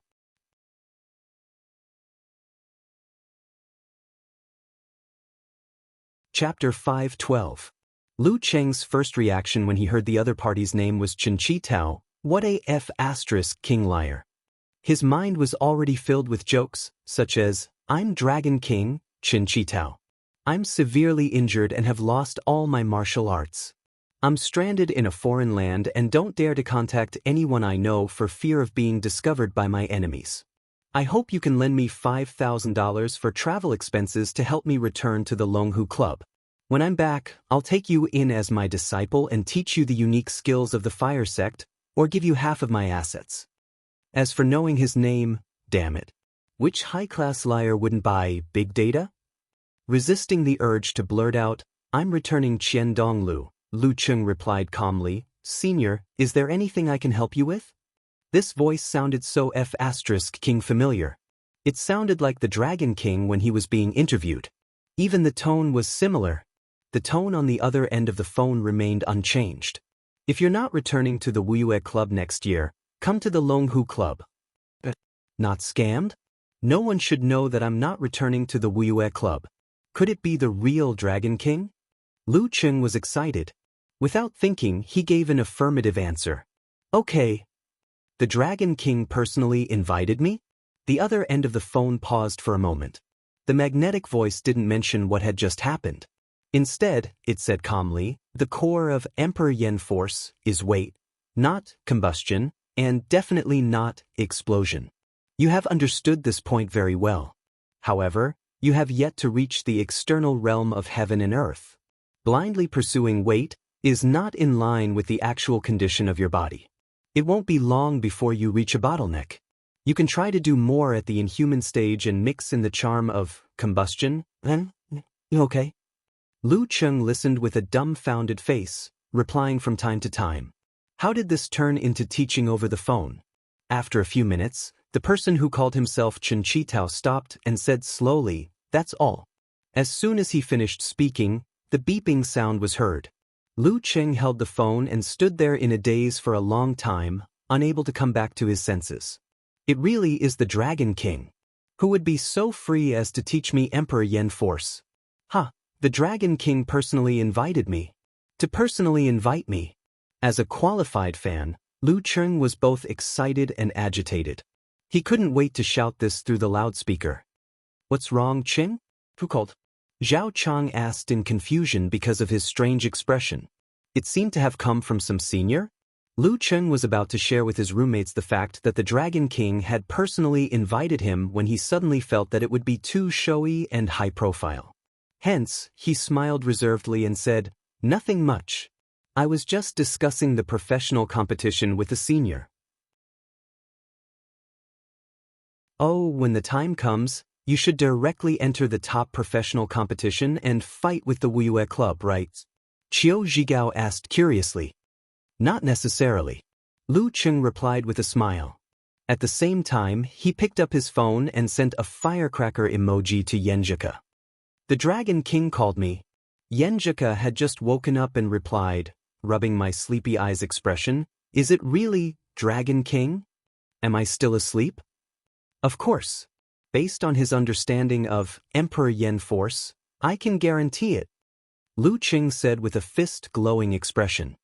"He's inviting you to the Longhu Club?"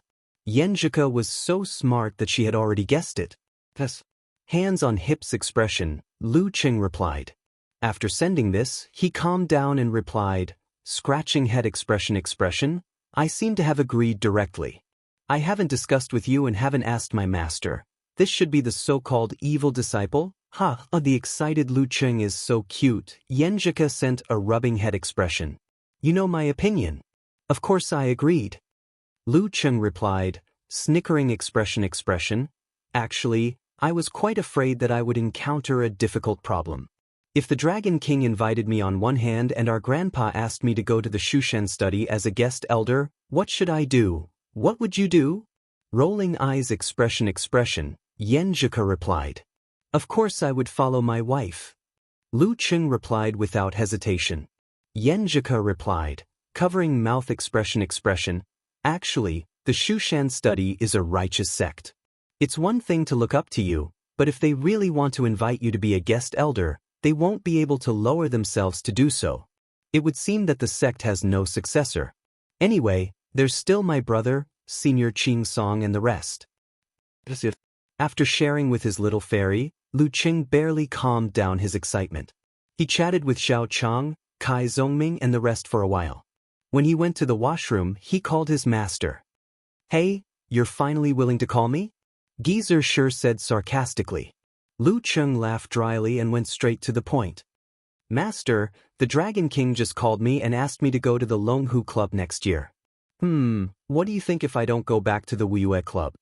He hid the fact that he had already agreed to it. "Go. Of course you have to go. Your fire sect martial arts only have force and no moves. Don't you feel that it's very restrictive? When you go to the Longhu Club, make up for it.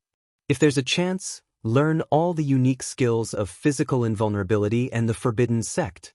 Geezer sure said with saliva flying everywhere. Unique skills of physical invulnerability. Forbidden sect martial arts. Lu Cheng's mouth twitched. "Master, do you have to be so straightforward? It sounds like you want to knock me out and send me there, my biological master." Geezer sure coughed and said, "I'm doing this for your own good, you brat. There aren't many chances for you to learn the forbidden sect's martial arts. It's settled then. With Dragon King's pride, he's already called you personally. What else do you want?" Lu Cheng was secretly relieved. "Well, there might also be a shameless old guy who's good at pestering you in the next few days. He'll invite you under my name. You can just reject him directly. Don't talk nonsense with him." Geezer sure thought of another matter. 2 days ago, he accidentally let slip that his disciple would most likely not return to the Wuyue Club. Who's that?" Lu Cheng was stunned. Geezer sure sighed. "I was young and immature. I made friends with that old guy by mistake. It's still a headache to this day. Anyway, don't give him a chance to take advantage of you." After that, he hung up the phone and walked around his daughter's house looking for good wine. Lu Cheng was left in a daze at the bathroom door. Who could it be? Which force? These two doubts didn't last long. On the night of October 1st, the official start of the holiday, Lu Cheng received a call from the old guy. The other party smiled very warmly. "Lu." "Yes, who is this?" Lu Cheng said politely. "I'm a good friend of your master's for many years. My surname is Wu. I'm currently working in the Haiyuan Club. Zhang Wo has mentioned me to you, right?" The voice on the other side didn't sound too old. There was a hint of leisure in the mellow voice. A little. Senior Wu Maoyan, right? Lu Cheng roughly knew who it was when he heard the words, Hai Yuan Club, and surname Wu. Which first-pin mighty ones participating in professional competitions weren't famous? Yes, it's me, the empty-nest old man, Wu Maoyan laughed. Lu, are you interested in joining our Hai Yuan Club? Although we haven't entered the top circle yet, we'll be there soon. I can still fight for another 5 years. The witch has already grown up. The cheetah has almost agreed to join us. Li Xiaoyuan will come next year or the year after. If you're willing to join us, you'll definitely be a core member that will focus on nurturing. You can learn whatever you want from the club's martial arts. We'll give you a basic salary based on physical and vulnerability standards. If you want a house and a car, just say the word. Remembering his master's teachings, Lu Qing interrupted him. Senior Wu, I've already promised the Longhu Club. If I don't return to the Wuyue Club, I'll join them. The Longhu Club? That's fast. Wu Maoyan muttered. Lu, you have to consider this carefully. You're just one of the reserves in the Longhu Club. But at Hai Yuan, you'll be the only one. To put it bluntly, they're big and have strict rules. Even if you're a heavenly son of the era, you'll still have to lower your head. What are their conditions? I don't know yet. Lu Qing answered honestly. He had completely forgotten about this when he made the promise. As for the fact that he hadn't signed the contract, he had to keep his word in the martial arts world. You don't know? Hau, this means that they don't value you. What you need the most at your current stage is to be valued. Wu Maoyan perked up. Lu Qing replied immediately. The Dragon King called me. That's enough, right? The Dragon King? Wu Maoyan fell silent. Yes. Lu Qing confirmed. Phew, Senior Wu won't pester me anymore, right? Heh, the Dragon King's moves are indeed fast, accurate, and ruthless. Wu Maoyan sighed and smiled again. Lu, you really have to consider this carefully. The Dragon King is too arrogant and not easy to get along with. He rambled on for a full half an hour before Lu Qing finally got rid of him. He felt both physically and mentally exhausted. What a persevering old man. Luckily, my willpower is strong and I'm not swayed. On the 2nd of October, Lu Qing returned to Xioshan and participated in the moving. He carried a cabinet in one hand and walked into the freight elevator under the dumbfounded gazes of the onlookers. Seriously, it's not like we don't have money. Why can't we just hire a moving company? Why must we find a car and move by ourselves? Lu Qing cursed Qi Fang in his heart as he moved the cabinet into his new home. At this moment, his phone rang.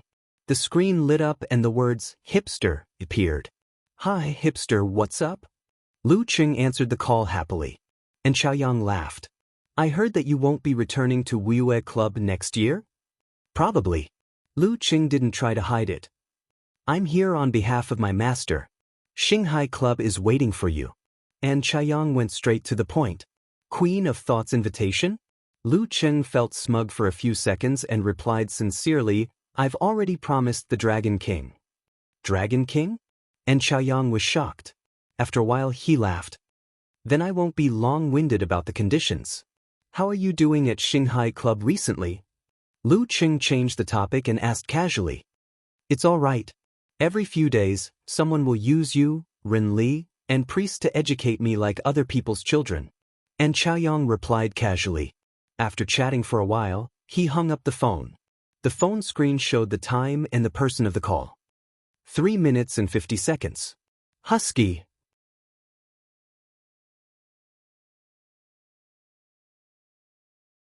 Chapter 5:13. Lu Qing put down his phone and thought of the calls he had received in the past few days. He felt a little emotional and then realized something was missing. Yes, neither the Wuyue Club nor the Ice God sect had contacted him. Were they blocked by Master, or had they acquiesced to this situation and development? Lu Qing shook his head and laughed. He didn't think about it anymore and continued his moving business. He followed the rented van back and forth several times and became the main labor force today. He lifted the marble table with one hand that could only be lifted by 4 people. Lu Jisheng and Qi Fang sighed that practicing martial arts was so good. Lu Yanwei, Lu Yuanchang, and the others who came to help didn't dare to help. They could only carry some small items and dutifully cheer him on and yell, 666, a few times. When it was close to noon, Lu Cheng entered his original home again to see if he had missed anything. The living room was mostly empty and full of junk. The cabinet, the TV, the single sofa, and the coffee table that had been used for many years were missing. At first glance, Lu Cheng suddenly felt a sense of loss. He had a subtle feeling of leaving his hometown. In his opinion, the new home was full of unfamiliarity. Walking in it, there was no sense of familiarity. However, this was the place where he had lived for more than 10 years. It was a place that was engraved into his bones. It was the home in his heart. He sighed and walked around the living room, half checking and half reminiscing. He stopped at the door of the master bedroom and looked around. The wardrobe and desk were gone. Only the old clothes that his mother had finally abandoned were left on the floor. Looking at the empty space, he pictured the big mottled bed painted with red paint. Lu Cheng's expression was a little complicated. That was the bed that his mother had given to him when he married her. It had accompanied her throughout her marriage, witnessed his birth and growth, and witnessed his learning and hard work. When they got married, they didn't have enough resources. His mother was born in a rural family and naturally didn't have a dowry. For this reason, his omnipotent grandfather found wood and built the bed and furniture by himself, which were still in use today. Gazing deeply at her, Lu Cheng came to the door of his room. Because the new house had bought a double bed and a sofa bed, his old bed was still quietly in the same place, just like it had been for so many years. However, the desk beside it, the bookshelf opposite it, and the wardrobe were all gone. Thinking of his tumultuous childhood, of his myopic youth who would sneakily read novels with the lamp under his quilt at night, of his youthful holidays where he slept until noon, and of Yenjika lying there under the sun, of his pious and surging years of growth, Lu Cheng had a moment of unwillingness to part with this place and his old friend. It was like saying goodbye to a childhood friend whom he had known for many years. I really want to bring it to my new home. Lu Cheng took out his phone, took a picture of his memory, and sent it to Yenjika before she fell asleep. It seems like I don't have a home anymore. There was no past. Rub your head. When my family moved to this place, I also felt uncomfortable for a long time. Well, after 2 weeks, I got used to it and accepted it. Yenjika sent an emoji with tears of laughter. With Dad and Mom, I soon felt like home. Lu Cheng casually picked up the few old books that he didn't want before, looked around the room one last time, and quietly closed the door, bidding farewell to the home that existed in his memories for more than 10 years. Taking the elevator to the new house, he took a shower to wash away the sweat and dirt, and changed out of the stained clothes. He reached out to wipe his hair, and white steam rose. Passing by the kitchen, Lu Cheng heard his father chatting with his grandparents in the living room, and saw his mother busily preparing the dishes. According to the customs of Xioshan, on the first day of moving, one had to treat one's family and friends to a meal. Mom, why go through so much trouble? Can't you just book 2 tables outside? Lu Cheng leaned against the kitchen door and said disapprovingly. Chi Fong looked up and glared at him, not caring that he was the heavenly son of the age. What's the point of not having a warm stove at home? Mom, when it comes to customs, it's fine if it's convenient, but it doesn't matter if it's inconvenient. Everything should be done by yourself. Otherwise, it will become a feudal superstition. Lu Cheng persuaded again. You're the one who's superstitious. Chi Fong's voice rose, then softened. Today, there are only relatives on both sides, not many people. Okay, Mom, I'll help you. Lu Cheng walked into the kitchen, took an apron and put it on. You'll help? Go. Go out and chat with your grandparents. Don't make trouble here. Your grandma and the rest will come to help later. Chi Fong didn't look happy at all. She waved her hand disdainfully, as if she was shooing flies. My real mother. Lu Cheng grabbed the knife and squeezed in front of the chopping board. Mom, I've cooked a few meals in America. Also, people who practice martial arts have good knife skills. Really? Chi Fong put down the kitchen knife and watched in surprise as her son chopped melons, vegetables, bones and meat. Not bad. She praised in her heart, But that wasn't the main point. She didn't hide her curiosity and asked, "You guys really cooked in America? You were in charge?" Lu Cheng thought for a while and said, "Usually I just cut the vegetables and Ku was in charge of cooking." Chi Fong smiled and nodded with satisfaction. "You guys live a decent life. However, you have to take the initiative to cook some dishes. Don't let Ku do it." "It's too smoky," she rambled on for a long time. "Okay, I'll watch carefully later." When Lu Cheng answered, his hands didn't stop at all. The sound of the chopping continued. After a while, he finished preparing most of the dishes. Seeing that the countertop was full, he stopped and watched his mom cook. "I'm studying hard." He took a picture and sent it to Ko. "I miss your food." Yenjika, who had washed up and was lying in bed, suddenly felt hungry. After watching for more than 10 minutes, Lu Cheng volunteered to cook the familiar stir-fried beef. He handed the phone to Chi Fong and said, "Mom, help me take a video later. Just press here and don't let go. It will stop by itself when you let go. Seriously, what's there to take?" Chi Fong muttered and aimed the phone at her son. She couldn't understand young people nowadays. Taking videos while cooking. "Mom, you can press the button now." Lu Cheng poured the beef into the oil and started to stir-fry. When it was time for the side dishes, he deliberately showed off. He held the pot with one hand and threw the food like a chef. Not only that, but he also controlled his strength precisely. Sometimes he threw the word one, sometimes he threw the word chuan, and sometimes it was raining flowers. After putting the fragrant dishes on the plate, Lu Cheng took back the phone from his stunned mom and sent the video to Yenjika. Not long after, the girl said with a blank expression, "I've never seen such a boring person like you. What the hell is this fancy stir-frying?" Chi Fong had already come to her senses. She pushed her son out of the kitchen angrily. Go and play by yourself. She doesn't know how to appreciate." Lu Cheng spread his hands and shook his head in amusement. He walked to the living room. At this moment, he suddenly felt a sense of belonging to this place. When Lu Cheng's second uncle, second aunt, and grandma arrived and went into the kitchen to help, the warm stove wine was finally ready before 1 o'clock. As there were many people, they were divided into 2 tables. One was the dining room for those who liked to drink, and the other was the coffee table, sofa, and low chairs for those who were focused on eating. As the head of the household, Lu Jisheng raised his wine glass and said a few words. After that, everyone congratulated him on moving into the house.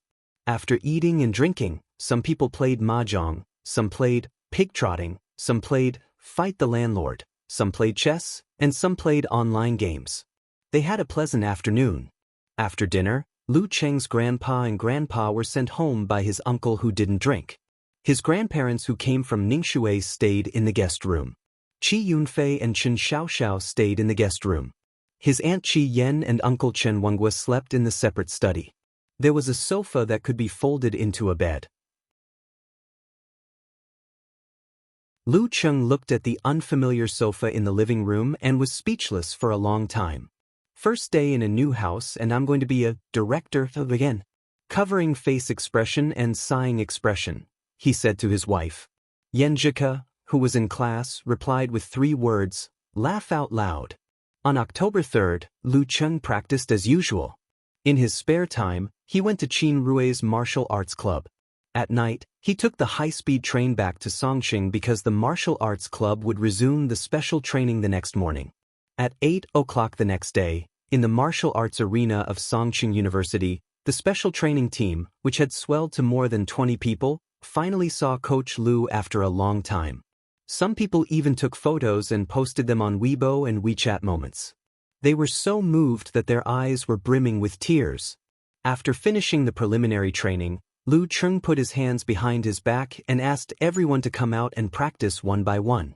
After that, he said, "Senior Li Mao, Talker, He Zi, and Dali, you can participate in the professional ranking event at the end of October. Jin Lu, Jin Yen, you can go too. You may not pass, but it's good to have some experience." As for the newcomer Deng Yang, he had gotten the professional 9th pin certificate before entering university. As for the 8th pin dan stage, he couldn't be rushed.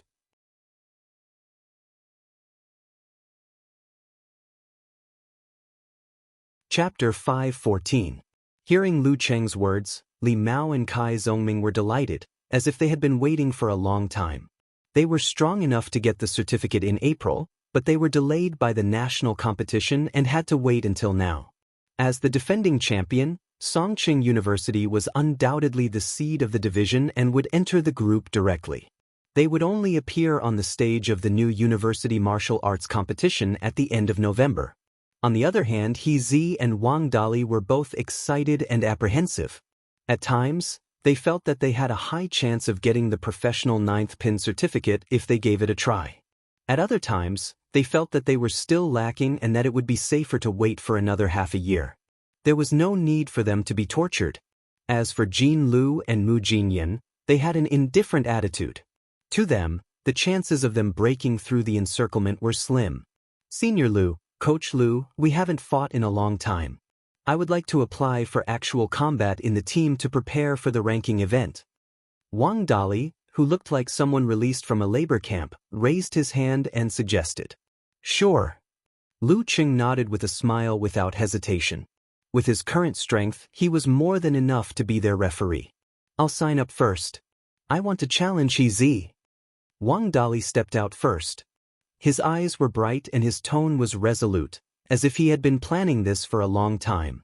Why? Lu Qing blurted out in surprise. Why does it feel like there's a grudge between them?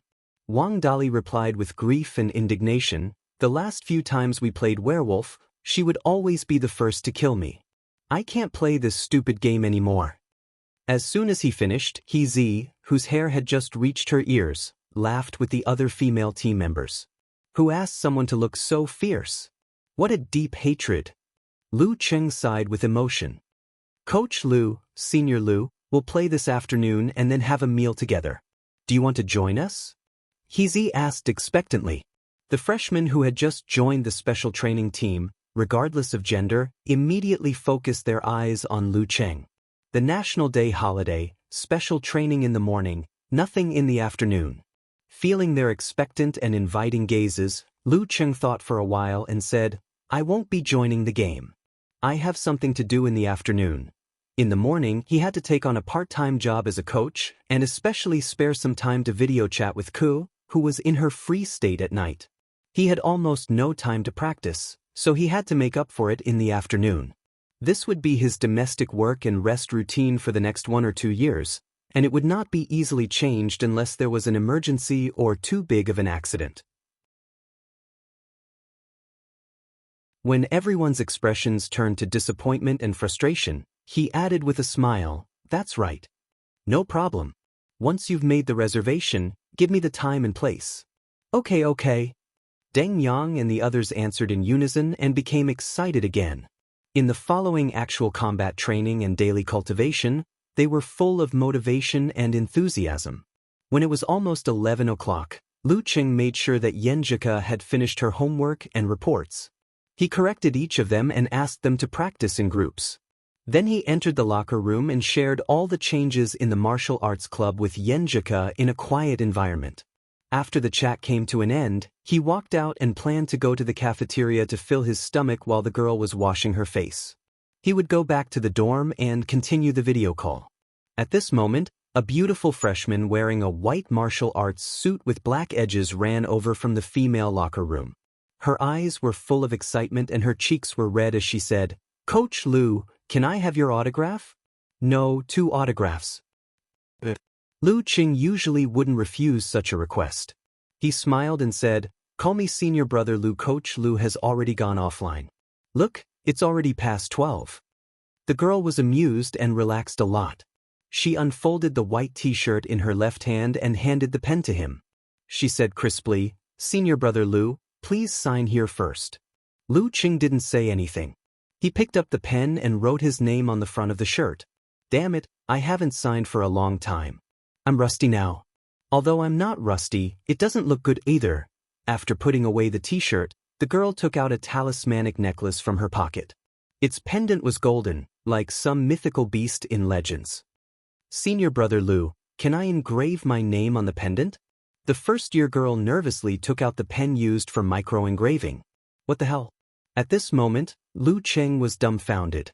This was the first time he had seen such a request for an autograph.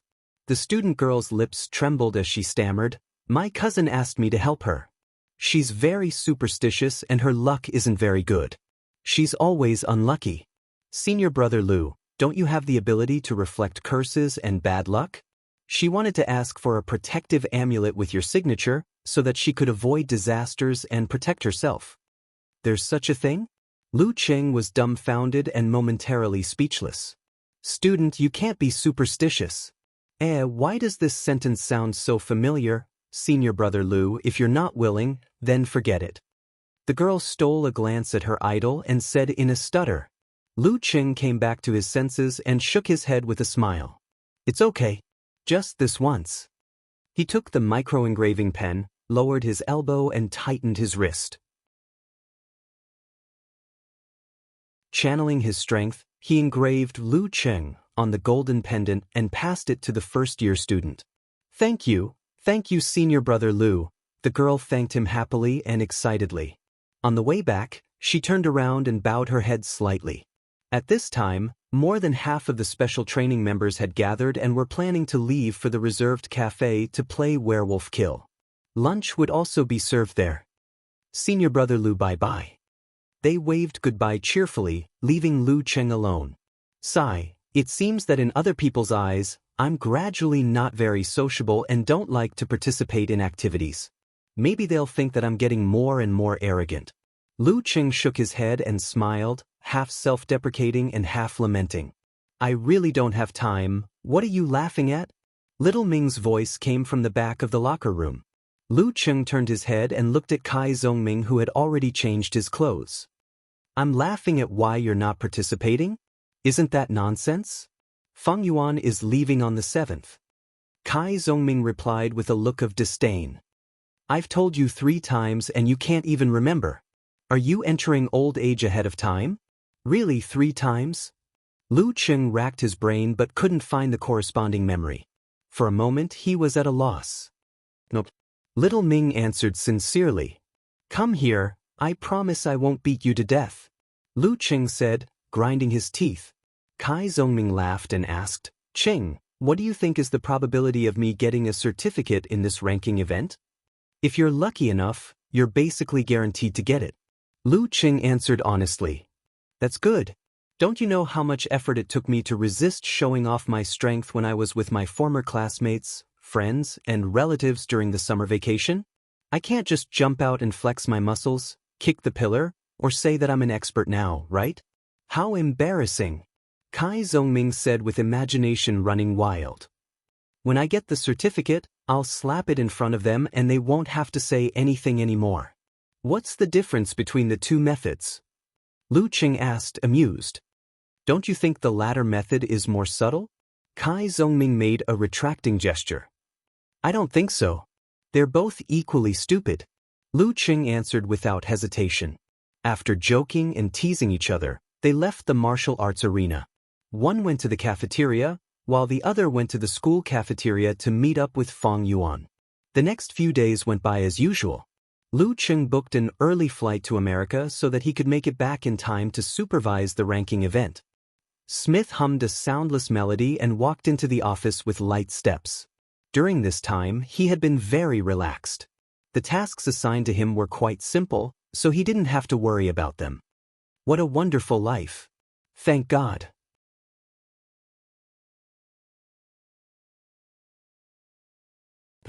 He had just made a cup of coffee and sat down when he suddenly received a call from the director, asking him to come over.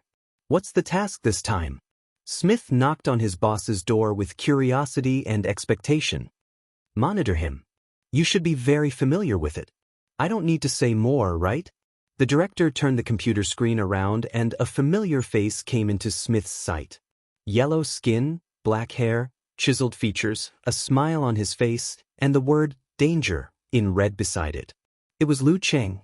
Smith's eyes widened and his mouth opened little by little. He blurted out, Why is he here again? Is there an end to this? In the following days, Lu Cheng didn't make things difficult for Smith, who was on tenterhooks. He lived a peaceful life, kept a low profile, and didn't do anything out of line. In order to avoid the limelight, He planned to find a chance to challenge the Grandmaster of Martial Arts in the next semester.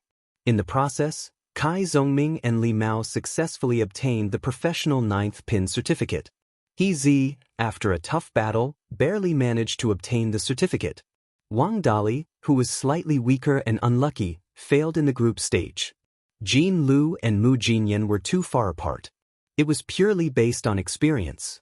However, the addition of 4 professional 9th pin fighters, Deng Yang brought his own certificate, made the martial arts club in the limelight at Songqing University again.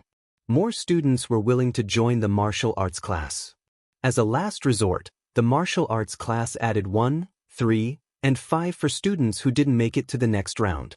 At the end of November, the new National University Martial Arts Competitions Division Group stage started. Songqing University's first opponent was the weaker Celestial Academy. Lu Cheng, who came back from America for the 3rd time, didn't put himself in the lineup. He put the newcomer Deng Yang as a substitute. Even so, Li Mao, who was in charge of the field, didn't do much. Cai Zongming, who dominated the conversation time, and the new calf, He Zi, almost completed 3 kills. On the first weekend of December, Songqing University welcomed its old rival, Shannon University Martial Arts Club. In the away team's locker room, Lin Xiaoji, who had a high ponytail, sighed and said, "Inhuman. How can we fight? Luckily, I said last year that we would wait for the year after next year. It should be next year. At that time, Peng Liyun will graduate and Lu Qing will enter the professional competition in advance. This is our chance." Before the competition started, she was already thinking about the next time. Mu Yu, Old Man Mu, glanced at her from the blessed Buddha beads, exquisite crosses, and other items. He fixed his eyes on the new collarbone necklace on Lin Xiaoji's neck. "Your amulet is rare." He asked a question that had been bothering him for a while. Lin Xiaoji smiled proudly. "Yes, it's rare. There should be only one in the world. It's Lu Cheng's amulet that blocks bad luck." "What's that?" Mu Yu and Jean Dali were confused. "Lu Cheng's amulet?" "I asked someone to make a pendant of the sky-shaking roar. I asked my cousin who just entered Songqing University to get Lu Cheng to sign his name and bless it. It will definitely block bad luck." "What theory is that?" Mu Yu blurted out. "Metaphysics theory." Lin Xiaoji answered confidently. "I'm now a believer of Lu Cheng."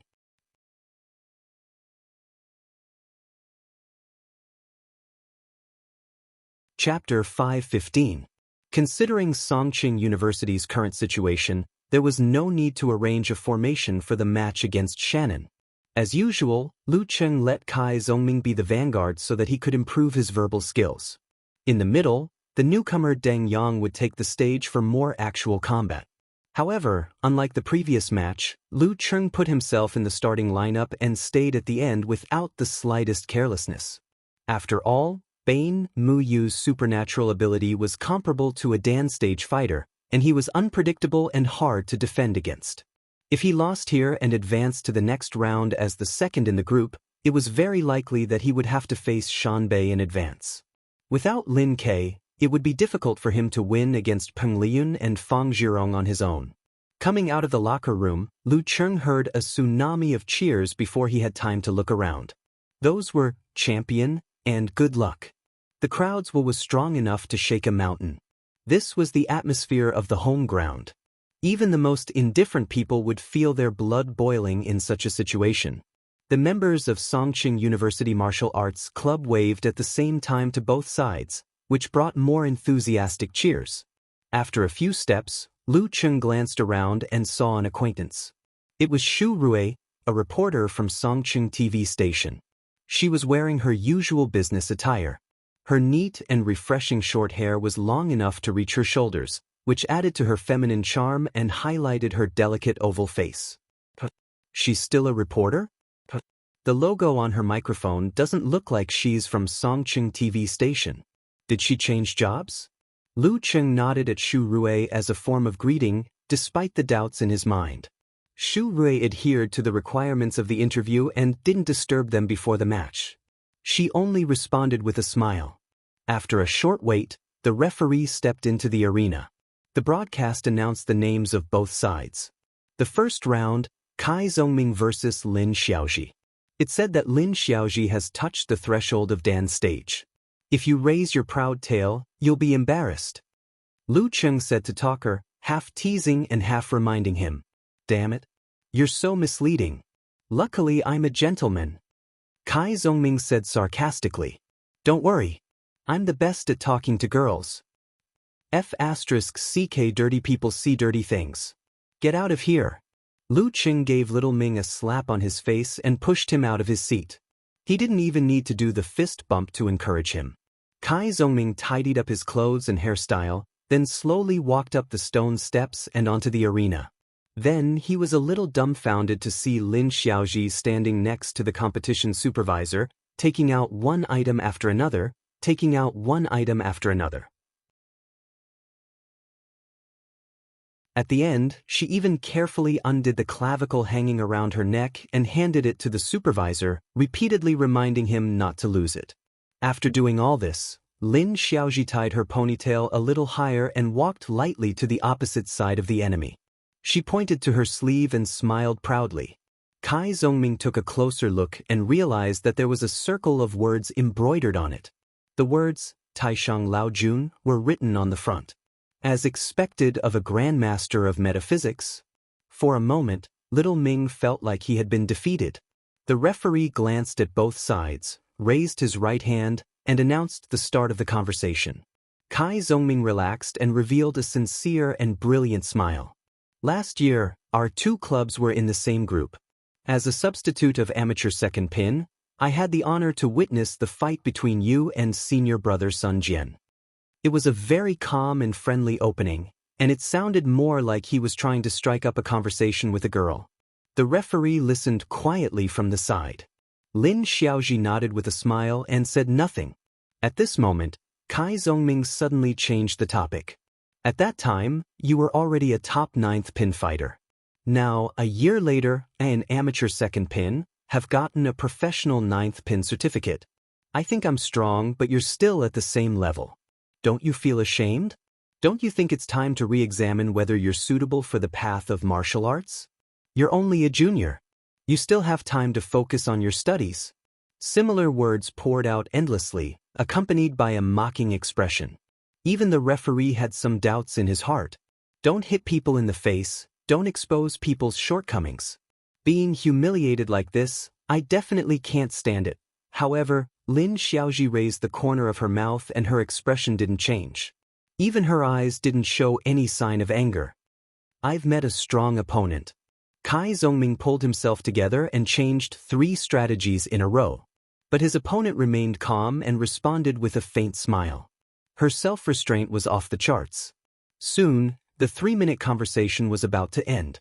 Lin Xiaoji raised her hand with a smile, put her fingers into her ears and slowly pinched out 2 earplugs. What the hell? Kai Zhongming's eyes bulged. He was dumbfounded on the spot. So I was playing the lute to a cow. You deserve earplugs consecrated by 9 eminent monks chanting scriptures. Lin Xiaoji snapped her fingers and flicked the earplugs out of the arena. They fell next to the referee. There were also words engraved on them. When put together, they read, I'm not listening, I'm not listening. Isn't this against the rules? Kai Zhongming immediately turned his head and asked the referee. It's not a weapon, nor is it sharp or hard. Theoretically, it's no different from plugging your ears with your fingers, the referee explained.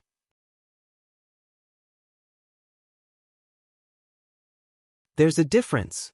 There's a big difference. If I saw her plugging her ears with her fingers, I would have stopped talking. Do you know how much effort I've wasted? Kai Zhongming was about to speak when he saw the referee raise his right hand and was about to swing it down. He quickly gathered his thoughts and turned his attention back to the match.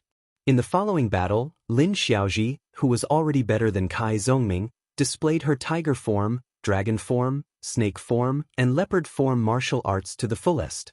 Her movements were smooth and controlled, making it difficult for Kai Zhongming, who couldn't achieve his strategic goal in the conversation time. Even if he had hundreds of tricks up his sleeve, he couldn't turn the tables and find an opportunity. After struggling for 2 or 3 minutes, he was defeated by a round of tremor punch. I told you. Don't be arrogant. Don't think that no one can defeat you in the conversation time. Facing the depressed little Ming, Lu Cheng, as his best friend, showed him what a friendship between men was. Get lost. Kai Zhongming replied in a bad mood. Then he fell into deep thought. Cheng, what if all the opponents in the future don't know their manners and plug their ears with their fingers? What should I do? Practice a martial art of the lion's roar style and become a human loudspeaker. The most basic way was to practice his inner strength and not pin his hopes on the conversation time.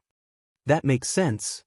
Kai Zhongming nodded thoughtfully and began to think about where he could get a similar martial art. At this time, Deng Yang, who had just entered the arena, had already started a fierce fight with Lin Xiaoji. The usually sunny young man had turned into a muscular barbarian with a jade-like complexion. Facing the enemy, he did not block, but only resisted and attacked. He had combined the quenching jade formula of the Shizhou sect and the 24 blizzard strikes into one. He was even fiercer than Lin Ke and Lu Cheng. He was like a human bulldozer. Lin Xiaoji, who was already in a tough battle, couldn't hold on any longer. She slowed down a bit and allowed Deng Yang to close in on her. She used her chest and shoulder to block a chopping punch and a tremor punch respectively. Bam bam bam.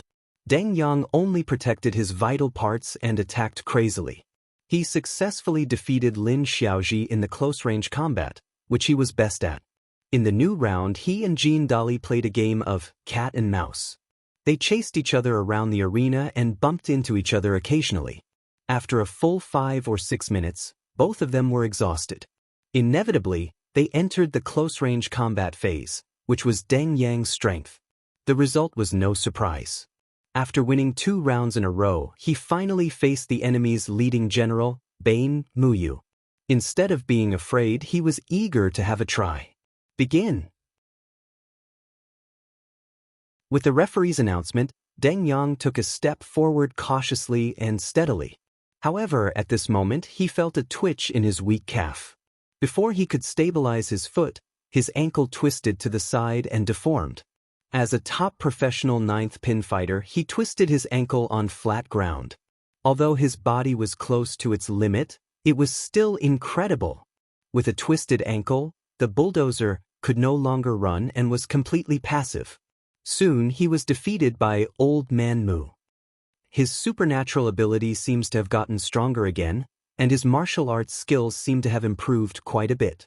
His punches and kicks are starting to show signs of retracting. Not bad. Lu Cheng watched with interest. When Deng Yang returned, he slowly unzipped his pants, took off his jacket, and stood up. He didn't seem to mind giving the Bane a chance to catch his breath. At this moment, the martial arts arena exploded with voices. Everyone was shouting a name, calling the hero the king of the arena. Lu Cheng. You're tuning in to the Passion Pages YouTube channel. We're so grateful for your support, and don't forget to subscribe to join us on this incredible journey through captivating stories. Your generosity through donations truly makes a world of difference, as it's the primary source of revenue that allows me to expand and enhance this channel for you. Thank you from the bottom of my heart for being a part of this adventure.